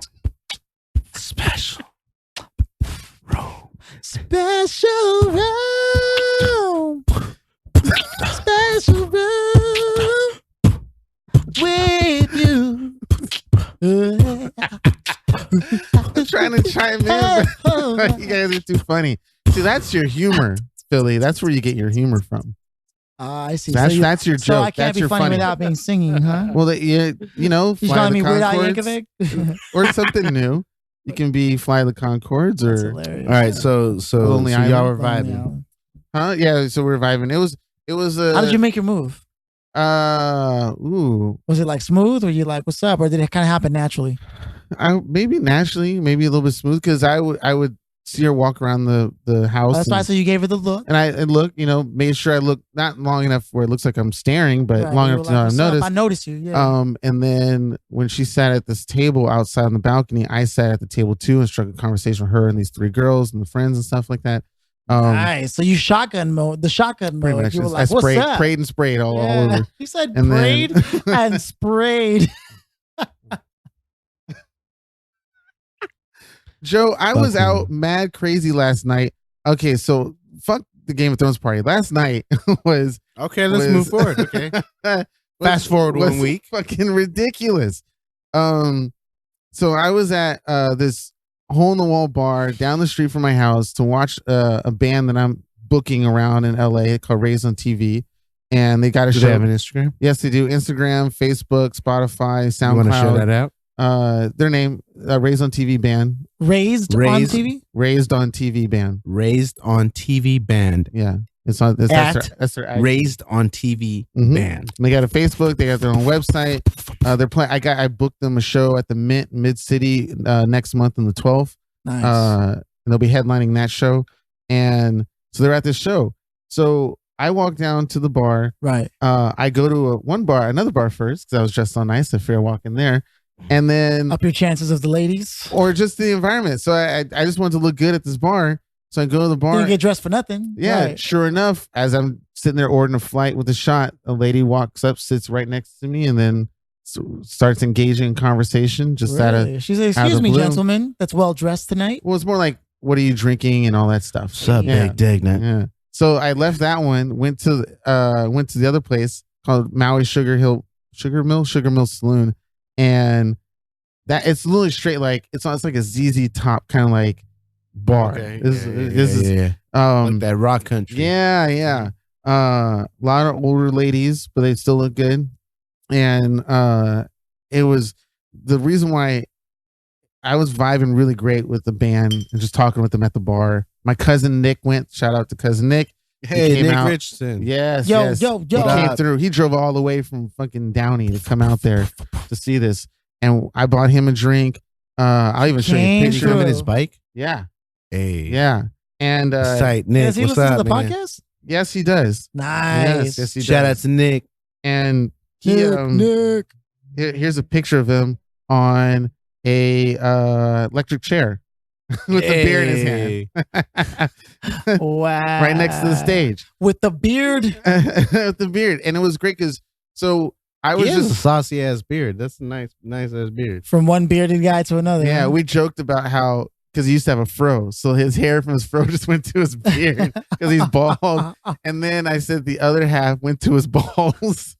And that because we wanted him to he was suggested to braid it like a little Game of Thrones shit. And I was like, well, he can braid his bald hair because it's so long. But anyway, I was drinking, I was vibing with the people around me, just talking to random people at the bar. They engaged conversation. I didn't have to do any. That's what makes it great because I didn't do anything. So you were magnetic last night. Yes, I was on fire. They even make a liquid cocaine there. That's my favorite drink. That Your is. astrology was telling you were magnetic and you were on fire, bro. I was going ham that night. Mercury wasn't in Gatorade that night. Nah. But I hit on some people's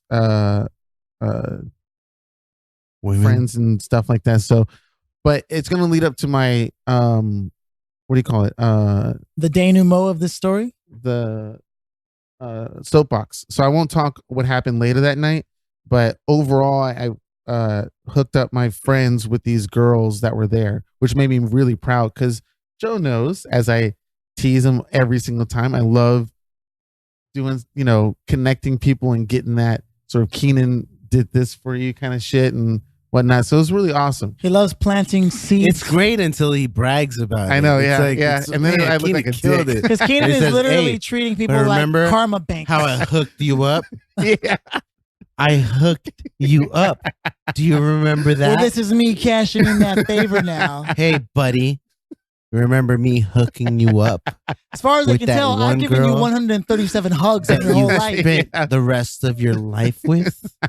That was Do you me. remember her? How's that job coming along that I hooked you up with? Turn his mic off. No. But If only people really knew who Cianan was. Yeah, it's just very deplorable. You're Philly, it's very enjoyable to put someone on, to help somebody out. That's my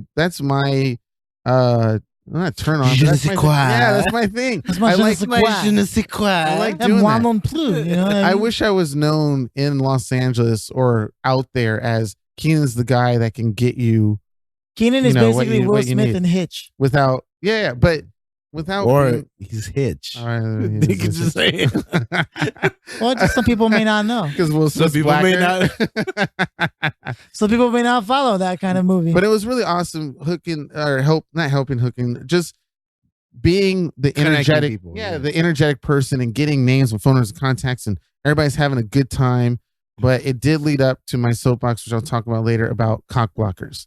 Okay. And it's a weird shit that happened. I didn't like it, but I had a good time joking about it with one of my friends. So, I mean, we're about there. We but last could night was go wild. Into There's one more thing that I want to talk about. Yeah, because Joe's back. Before Let we him even get get it into all it. out because he That's missed out an true. That's episode. true. Shut up, man.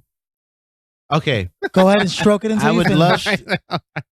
Well, I'm glad you had a great Game of Thrones experience, okay. and then I'm glad you went out and fucked shit up in the town. Whatever, okay, whatever. I know you asked to hang out. It's that basically night, but I good was for like, you, Cianan. But Hey, we're wait. moving The on. other door is this coming week? Yeah. What day is Thursday. it? Thursday. Okay. The Okay, 25th. good, good. Thursday is going mad Now down. I come back on Thursday, Mm-hmm. so I'm hoping I come back in time. Oh, yeah. We're Um, 8 to 12. And we might be going till 2 because but Marcus we're will be- loading trucks all day, so I'm not exactly yeah. sure how long it's gonna take.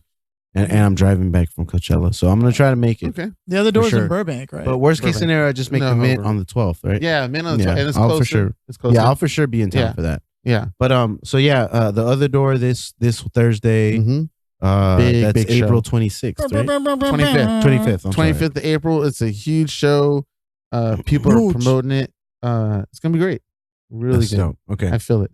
And then the Mint, May 12th. May 12th. Okay. Mother's Day. If you guys don't know this by now, Cianan is the man to know in town. Which is what I would like to be. I was just saying that. But not to the extent where I come off like a fucking Weinstein or some bullshit like that. You know? You just want to be My the guy. most connected guy. That's you. That's I don't do that. Keenan's the guy Often. that's gonna hook you up, but he's also gonna swing his dick. He's gonna be like, "Oh, you want to be in this movie, huh?" Shake lady ladies. dick. You want to be part of this? Oh no! Hey, Don't he's put gonna- me on no, blast no. like that. I'm not He's gonna gonna do it that. afterwards. He's gonna be like, Oh, "Oh, okay. remember when I got you that movie?" That way it's when I not- got you that movie, That's why it's not soliciting, buddy. You already get it worked out. You should have known what you had coming to you. See, prior they didn't know, but now that they got their Oscar I just fucking realized that I haven't been wearing my glasses. the whole time, Yeah, the whole time, and my do I look eyes white are like to you? shit's getting fuzzy. Dude, I had shampoo in my eye before I went out, and it burned. It burned so bad. I was even gonna put like a meme of somebody with like jizz in their eye and saying that's what it feels like because it hurt. It hurt. Hey, you're not supposed to have chemicals in your eyes. No, I So thought speaking about jizzing in eyes, what the fuck? Where's this going? are we gonna talk about the Central Park 5? Yeah, we should say I something. sent you guys Yes. the trailer for they're staring Yes. at us, Mhm. right? Or Mhm. so Ava DuVernay, which is a prolific director, I definitely didn't see this, but go on. And we spoke about it on last podcast. didn't I put it on the group text? Yeah, I did, I right? thought so. I probably just didn't look. Okay. Fuck you. He doesn't. Anyway, sometimes I just don't okay, give a so fuck. I don't know if you're aware of the Central Park 5. Nope. You never heard of Central Park 5? Nope. Okay, so back in the 80s, back in the 80s, there was a rape that occurred in Central Park, Fuck. and the police, desperate to find something because they were looking like shit. Because in the 80s, the police was shit. Mm-hmm. Desperate to find an answer, a solution, they interrogated these 5 kids and basically pinned them for a rape that they didn't commit. Now, in doing so, obviously they ruined these kids' lives Forever, dude. and not only them but their families too. Absolutely. They made them look like the worst kids ever. And Didn't the worst really give families them. ever. Didn't even give them like really. Didn't read them their rights correctly. They did everything that they weren't supposed to do. Yeah. Basically, the All NYPD. that we suspected of white cops back in the Everything 80s. that the NYPD could do wrong, they did wrong. Mhm. Not only that, but they coerced one of the 5 kids to admit to it, because they said, "Look, man, if you tell us that you did it, we'll release you, and we'll implicate the other kids, but we'll make sure that you're fine. That nothing's gonna happen to you." Damn. In doing so, the kid said, without having his parents, without nobody being able to represent them, the kid was like, "Fuck it, all right, fuck it, we did it, I just want to go home." Yeah. Boom. Man. Admitted to it. They got him, put him in prison for years. Yeah. I'm talking years, dude. That's fucked up. I mean, 'Cause they that shit just got happens every out- day, man. They just got out recently. Yeah. Because I sent another video about the Vlad interview at the Central Park. Right. Oh yeah. You Mhm. sent to Vlad. 'Cause I watched that. I saw Vlad that. TV, yeah. Yeah. Vlad TV. So anyway, Ava DuVernay, she's doing a series that's going to be on. That was Netflix. Is it Netflix?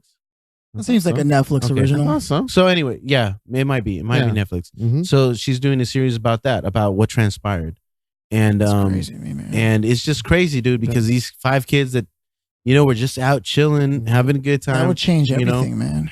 And then all of a sudden they're planted, they're pinned for this fucking rape. Because it's not drugs. Like this has social impact and course. like And then they such got- hurt. They got let out because the real guy who did it said- finally fessed up to it. Yeah. Wow. And when he did, I don't think he got prison time. the city because- was like, nah, he didn't do it. It was these kids. Nah. The whole city Yeah. is denying. They were it. like, nah, this kid did it.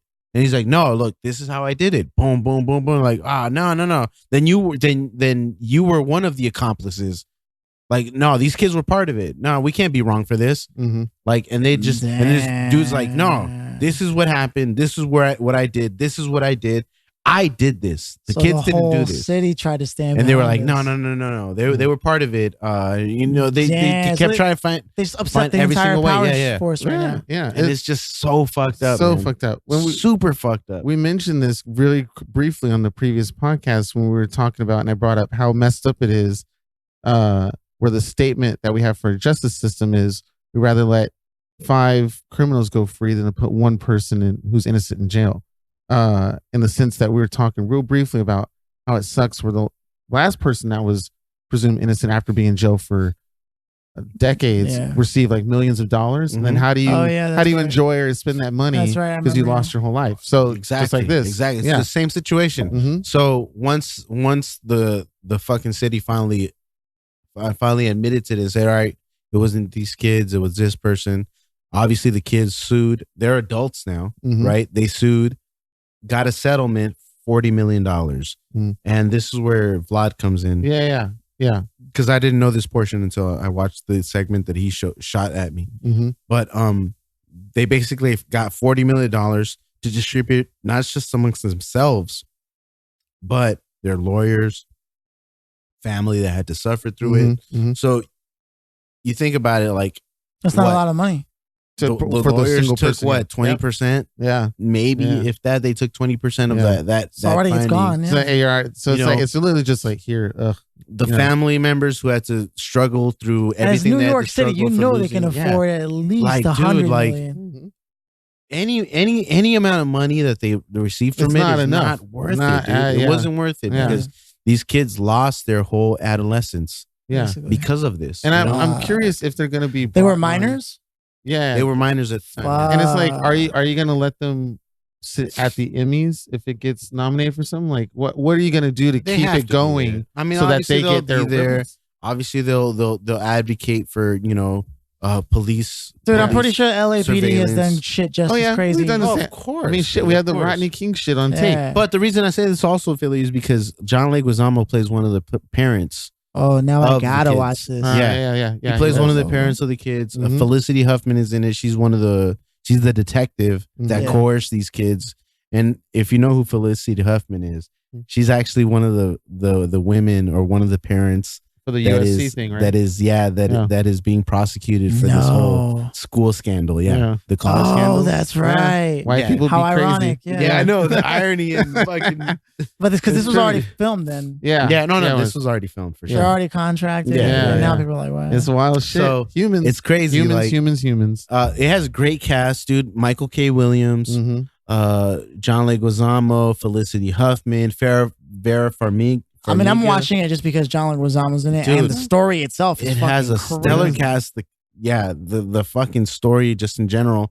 I heard about this a couple of years ago. I looked into it and I was like, "Fuck, this is some fucked up shit." Wild. I saw the trailer. Is just the stuff that's being told. If you watch the trailer, if anybody gets a shot to watch, what's it called? The Way They Look at Us. Oh, the way they look at us. Yeah. So the name of the series I think is going to be called The Way They Look at Us.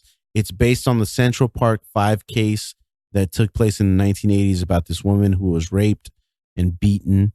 They implicated these kids, but it turns out it was this other man. And he was already known for raping and killing women, period. That was his whole MO. He should have been a prime suspect. Yeah. But, white cops, black kids. Yeah.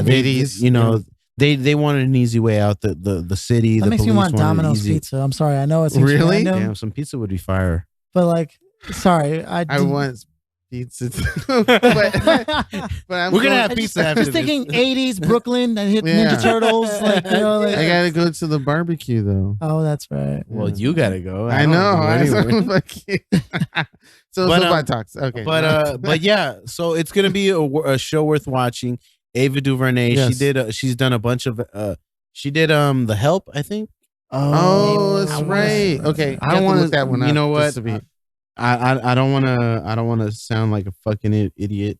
Bunch of fact checking assholes. I have to. I'd have to. specifically for this woman because this not the facts. Because she's phenomenal. No, she's Selma. She did Selma.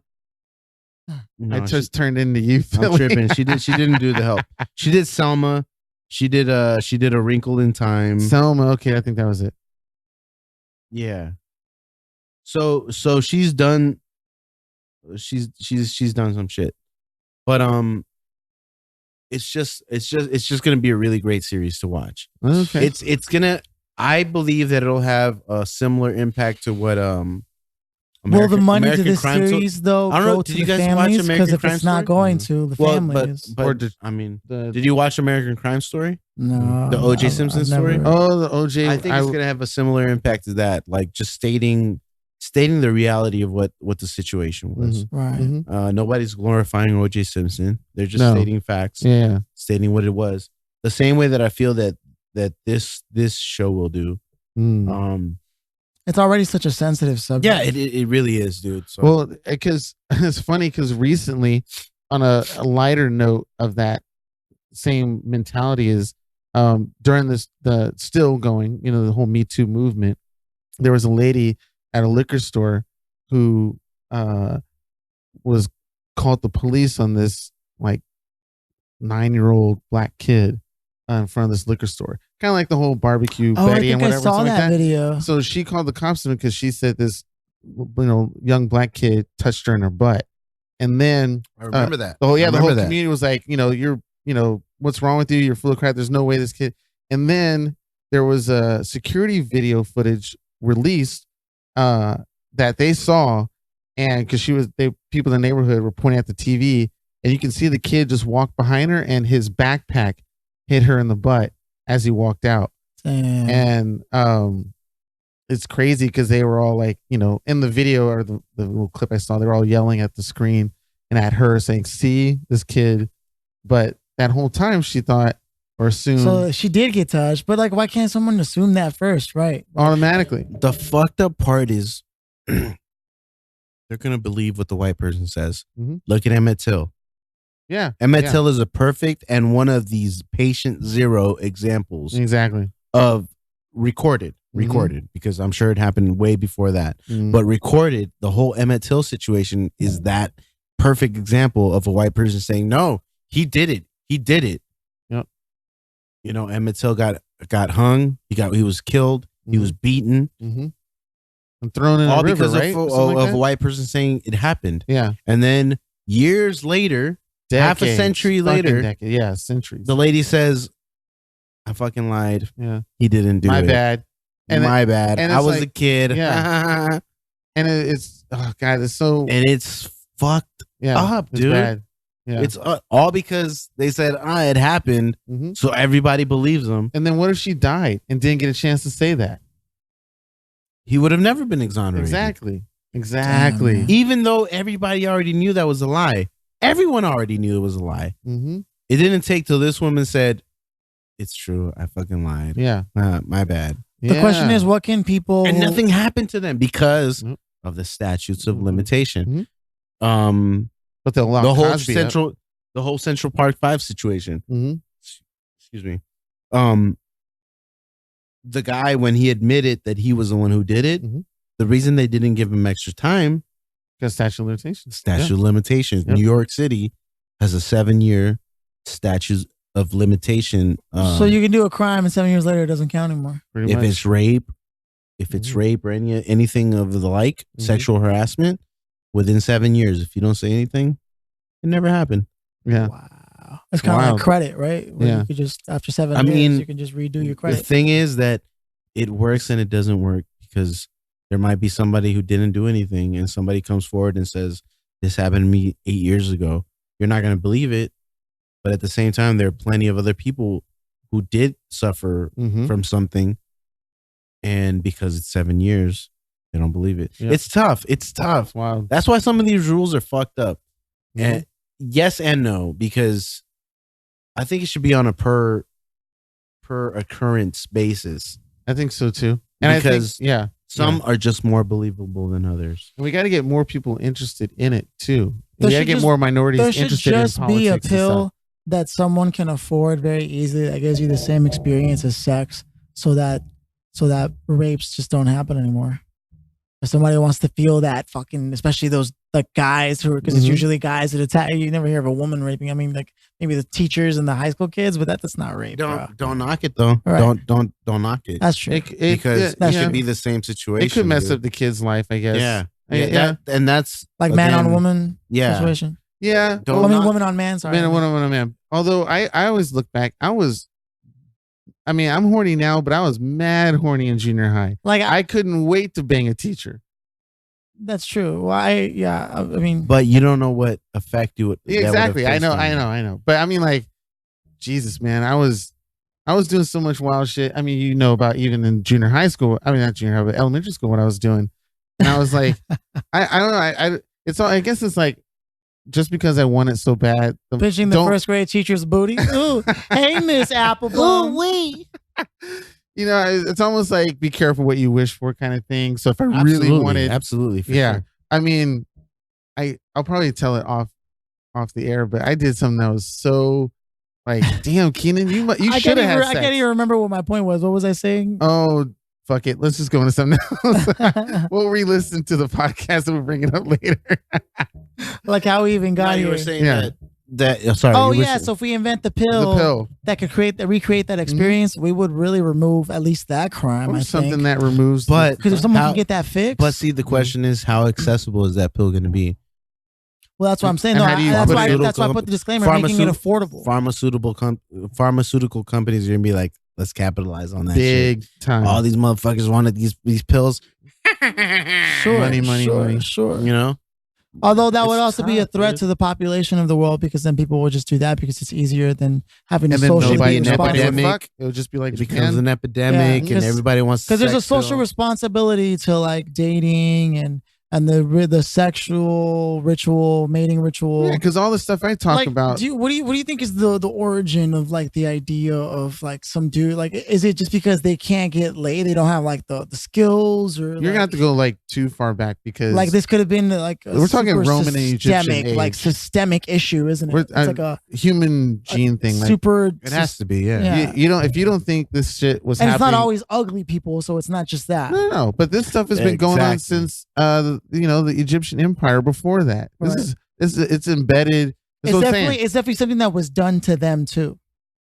But if you're trying to find the origin and to get rid of that thought or mentality, I'm saying you have to add up everything throughout history to get to that moment. It's like asking, why do we kill, right? I mean, you can't. I mean, yeah. It's just the savage nature of man. It's something you have that I would say somebody who has to accept the fact that humans are fucked up creatures. I was saying there's no such thing as a lion raping a bear. That's what we do. That's humans. Penguins rape penguins. They do?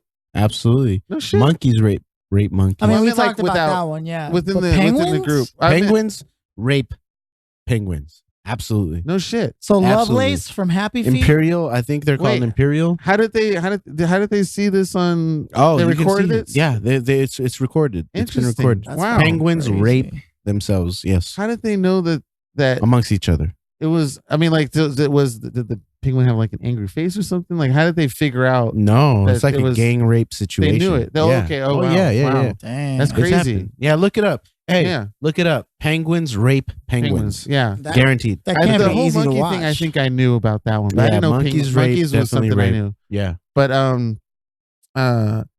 penguins, interesting. Yeah, definitely. They left that out on fucking what was that documentary? Fucking Blue Planet. The penguin one was like Planet Earth with penguins. Yeah, penguins like of South or Oprah whatever. Never said anything about them. Little tuxedo looking motherfuckers. It's crazy. Yeah, that's interesting. It's bananas. It is interesting how they would, again, suppressive information. They leave that shit out. All those documentaries will show animals eating the shit out of other animals, but they won't talk about that other stuff. I forget that you don't watch Attack on Titan, Cianan. I know. Because I just finally caught up to like the last episode. I just finished the season 3. Okay. Like I'm waiting for part 2. Dude. Did you like the live action one? The live action movie was absolutely deplorable, bro. Yeah. Oh, really? It was trash. It wasn't ready, but I saw that now because it needed a Hollywood budget. but someone picked it up. Yeah, Hollywood's so they're gonna an Attack on Titan. Okay. Yeah. I can't wait for the Cowboy Bebop one. I just hope they don't fuck that up. Yeah, it's gonna be good. Have you guys seen Ghost in the Shell yet? Was it any good? With Scarlett Johansson? It's regular. It's not bad, but it's regular. Oh, I told you guys. I liked her in Lucy. Yeah, Lucy was dope. Yeah, I think Lucy was a better movie. Yeah. I've told you guys I like Scarlett Johansson. Badly and a lot. Yes, many times. Very many times. Even Scarlett Johansson knows. Wait, but if you had to choose between Scarlett Johansson and Penelope Cruz. Penelope. Sure. Salma Hayek. That's okay. Salma if you had to Hayek, choose God. between Salma Hayek, Penelope Cruz, Scarlett Johansson. Salma Hayek. Every fucking time. Hands down. Yeah. She looks so good today. Salma Hayek is a combination of the best parts of what's her name?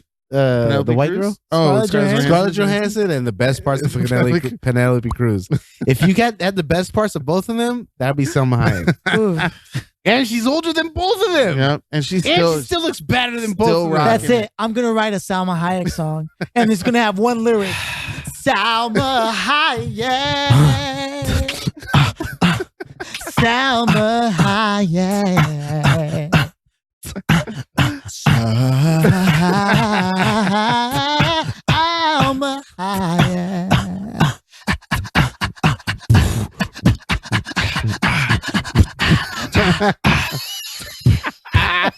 Oh my Salma God. motherfucking Hayek. You are the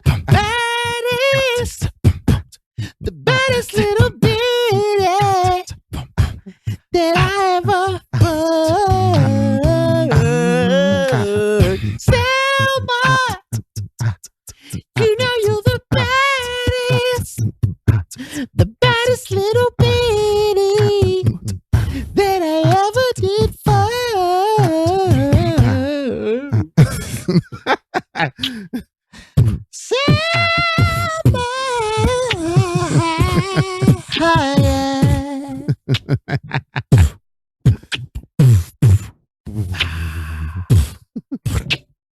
And those are the sounds that we didn't. Yeah, so it'd be something like that. I mean, I don't know, man. Sounds like you got mental problems. You guys are ridiculous. And with that, ladies and gentlemen, hey, babe, but fellas, why would we even have to choose? Am I right? Hey, it might be a party. All three of them might want to come out to play. Oh yeah, okay, I like that. Each one of them would slap us, right? Probably. Yeah. We're gonna hit the soapbox talk. Hey, talk, bitch ass. Awesome. Cianan, Yes. we'd like to open with you because we know you always have one in the chamber. Oh, speak on it, man. Quick question. All right. Have you guys ever farted while you're wiping your ass after taking a shit? Just a quick question. Wait. Just before I start my soapbox, I just wanted to know if that ever happened to you guys before. Joe has left the building. He did. He has to take a shit. So, my soapbox, and Joe, nobody has to really be here for this, but it's really, again, something against the fucked up shit men do.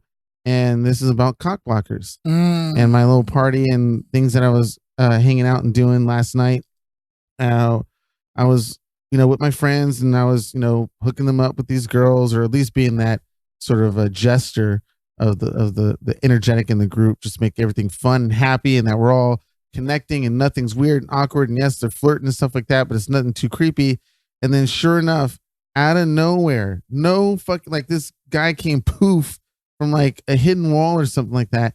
While we're in the parking lot, I kind of see him in the corner of my eye, seeing us talk to these girls, do like a double take, and then walk slowly around to behind these other cars and pop out behind me on my left-hand side and start talking to these girls, straight talking. And he didn't know them. And nobody knew them. And I was like, what the fuck are you doing? This is one of those, I guess, called alpha males or something, or just those people who think that they can get in and just start spitting game, or, or pushing people aside, like the person who's going in for it. And it happened because it was right behind you. And it was right behind. No, it's totally fine. It's totally fine. I can understand. It's totally fine. It's just that it's so frustrating that I know tons of guys like this, but this is happening right now. I wish I had the courage to just look at him and be like, what the fuck you doing? Can't you see we're all talking here? But you definitely want to be that kind of ruder guy, but he's talking his lady straight, and I can see all the moves he's trying to do straight out of a fucking how-to book. Wow. It was ridiculous. And just over the top. And even the girls got uncomfortable. Even one of them got really uncomfortable. And I was letting them handle their own thing. I'm not going to, it was just so frustrating. So, the whole night he was hanging around us, and some things got awkward. There's a moment where the girls eventually walked away. And that's when you know it's definitely bad. And then my friends walk away too, but then I stay behind for some stupid reason. Now I'm here with this cock-blocking asshole and some other dude too. And now they're trying to talk to me about the black struggle in America and all that stuff. And I'm like, oh my fucking God. So it took me like, it's funny because the moment they were talking about, at a moment we're like saying like, fuck white people. One of my white friends from the band comes walking up, and I'm like, oh yes, thank you, Mr. White Man, and take him away from this conversation. So I leave. That's how I left that conversation. It was so bad. But I just didn't have the courage to tell these guys, get the fuck out of my face. But they lorded around these girls in this whole party, and it was just awful. So to all the dudes who are apparently more thirstier than me, go fuck yourself badly. And hopefully we'll invent that pill so we can prevent cock blockers too. It's so annoying to just try and have a good time. And here's this dude who's obviously trying to have sex and just getting in whatever vibe you're having, regardless if I'm going to get one or not. You're just killing the whole mood. So fuck cock blockers. All right. Respect. Yeah. Thank you. Respect. I get that. Fuck with it. I definitely didn't prepare anything today. When do you ever? That's always his thing. That's his MO. I didn't prepare anything, but I always have something to say. I don't know if I do, man. The truth is that the I can feel it coming, dude. The more I think about it, man, it's crazy to me that the older you get, the more you find out you don't know shit. And that really the best luck or the best chance you can get in life is to go out and make mistakes. Obviously within reason, like don't make mistakes that get you thrown in jail or hurt people, but for all other intents and purposes, like the only real way to get anywhere in life is to take those chances, man. Otherwise, you stay right where you are, or you make progress so slow that it kills you anyways. That's it. That's all you got. Damn. Hey. All right. Made it short and sweet. Fuck with it. All right. So my soapbox talk, I haven't been here for a couple of weeks. I do sincerely apologize about that. I was doing Coachella. It's a pretty big festival that happens on the West Coast. And if you're in the live events business, you kind of know that it's the jump off for the festival season. Like there are a couple other festivals that happen prior to it, but they're not the actual one. When Coachella happens, you know that festival season is in full effect. So I was out there doing that. Now my soapbox talk actually correlates with that. And basically, I want to apologize to any of my clients who might have felt that I neglected them during this time. Specifically, some of the ones who I was actually doing jobs out there for. It was a rough patch. We definitely, it wasn't the easiest load in. Load in, for some of you who don't know, is when we actually begin the build of some of the structures and stages that we build during the festival. Now, it was definitely a rough patch. I know that there might be a couple of clients who weren't necessarily happy with how we went, how we proceeded with some of our builds. So I do want to apologize to them. We had their best interests at heart. Sometimes shit just doesn't pan out, and we do the best that we can with what we have. But there were other clients who were incredibly happy with the work we did. So I want to thank them as well, because, you know, we were dedicated to making them happy as well. And that's just one of the things that happens in this industry. Like, especially when you have something like this, like an event of this caliber, where you have so many things happening and so many clients to make happy and do right. And your ultimate goal is to make everybody happy. Sometimes that just doesn't happen. And, you know, in my case, I try to be the best at everything always. That's just how I operate.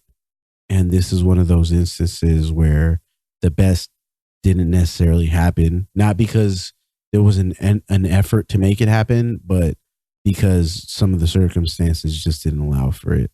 So I want to just thank everyone who came out, who worked on Coachella and made it as good as it was gonna be. Yeah, that's my soapbox talk. Damn. Yeah, that's it. That's all I got. So you're just a big important guy. Okay. I'm just a regular dude doing regular things. Who was up to no good until some other guy started making trouble in your neighborhood. I mean, I got in one little fight. My mom got scared. So you're moving with your auntie and uncle. I pulled. We're really going to go in on that. Ladies and gentlemen, this has been episode 24 of the None of Our Business podcast with your host, Filthy Cianan. I've been Joe. You've been flowed. Again. Here we go. Here we go. Here we go. Here we go. Go. Boom, boom, boom, boom, yeah. Freestyle for a second, yo. This is the NOOB. We came through and you know we be doing this so flawlessly, like Mortal Kombat. We will fatality any other podcast on that network. Get worked. You give me the microphone. I don't condone that you step up into my zone, cause we got it all. Cause you know we got the genius, the brains, and the brawn, and the joke in between this life that we be doing. You know that we don't stop. We keep screwing up shit, cause that's how we get it done. We make a mess and then we put it back together so much better through any weather.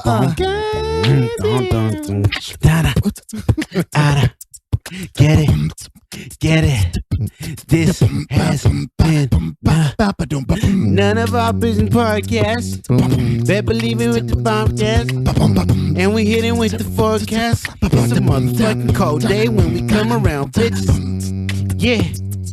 You the bitches. Yeah. You the bitches. Yeah. And you don't wanna fuck with the motherfuckers coming out. Hey. Yeah. Eat your woman out. Suck your man's dick. Oh, he waited for a long time on that one. Dumb bitch. Fuck.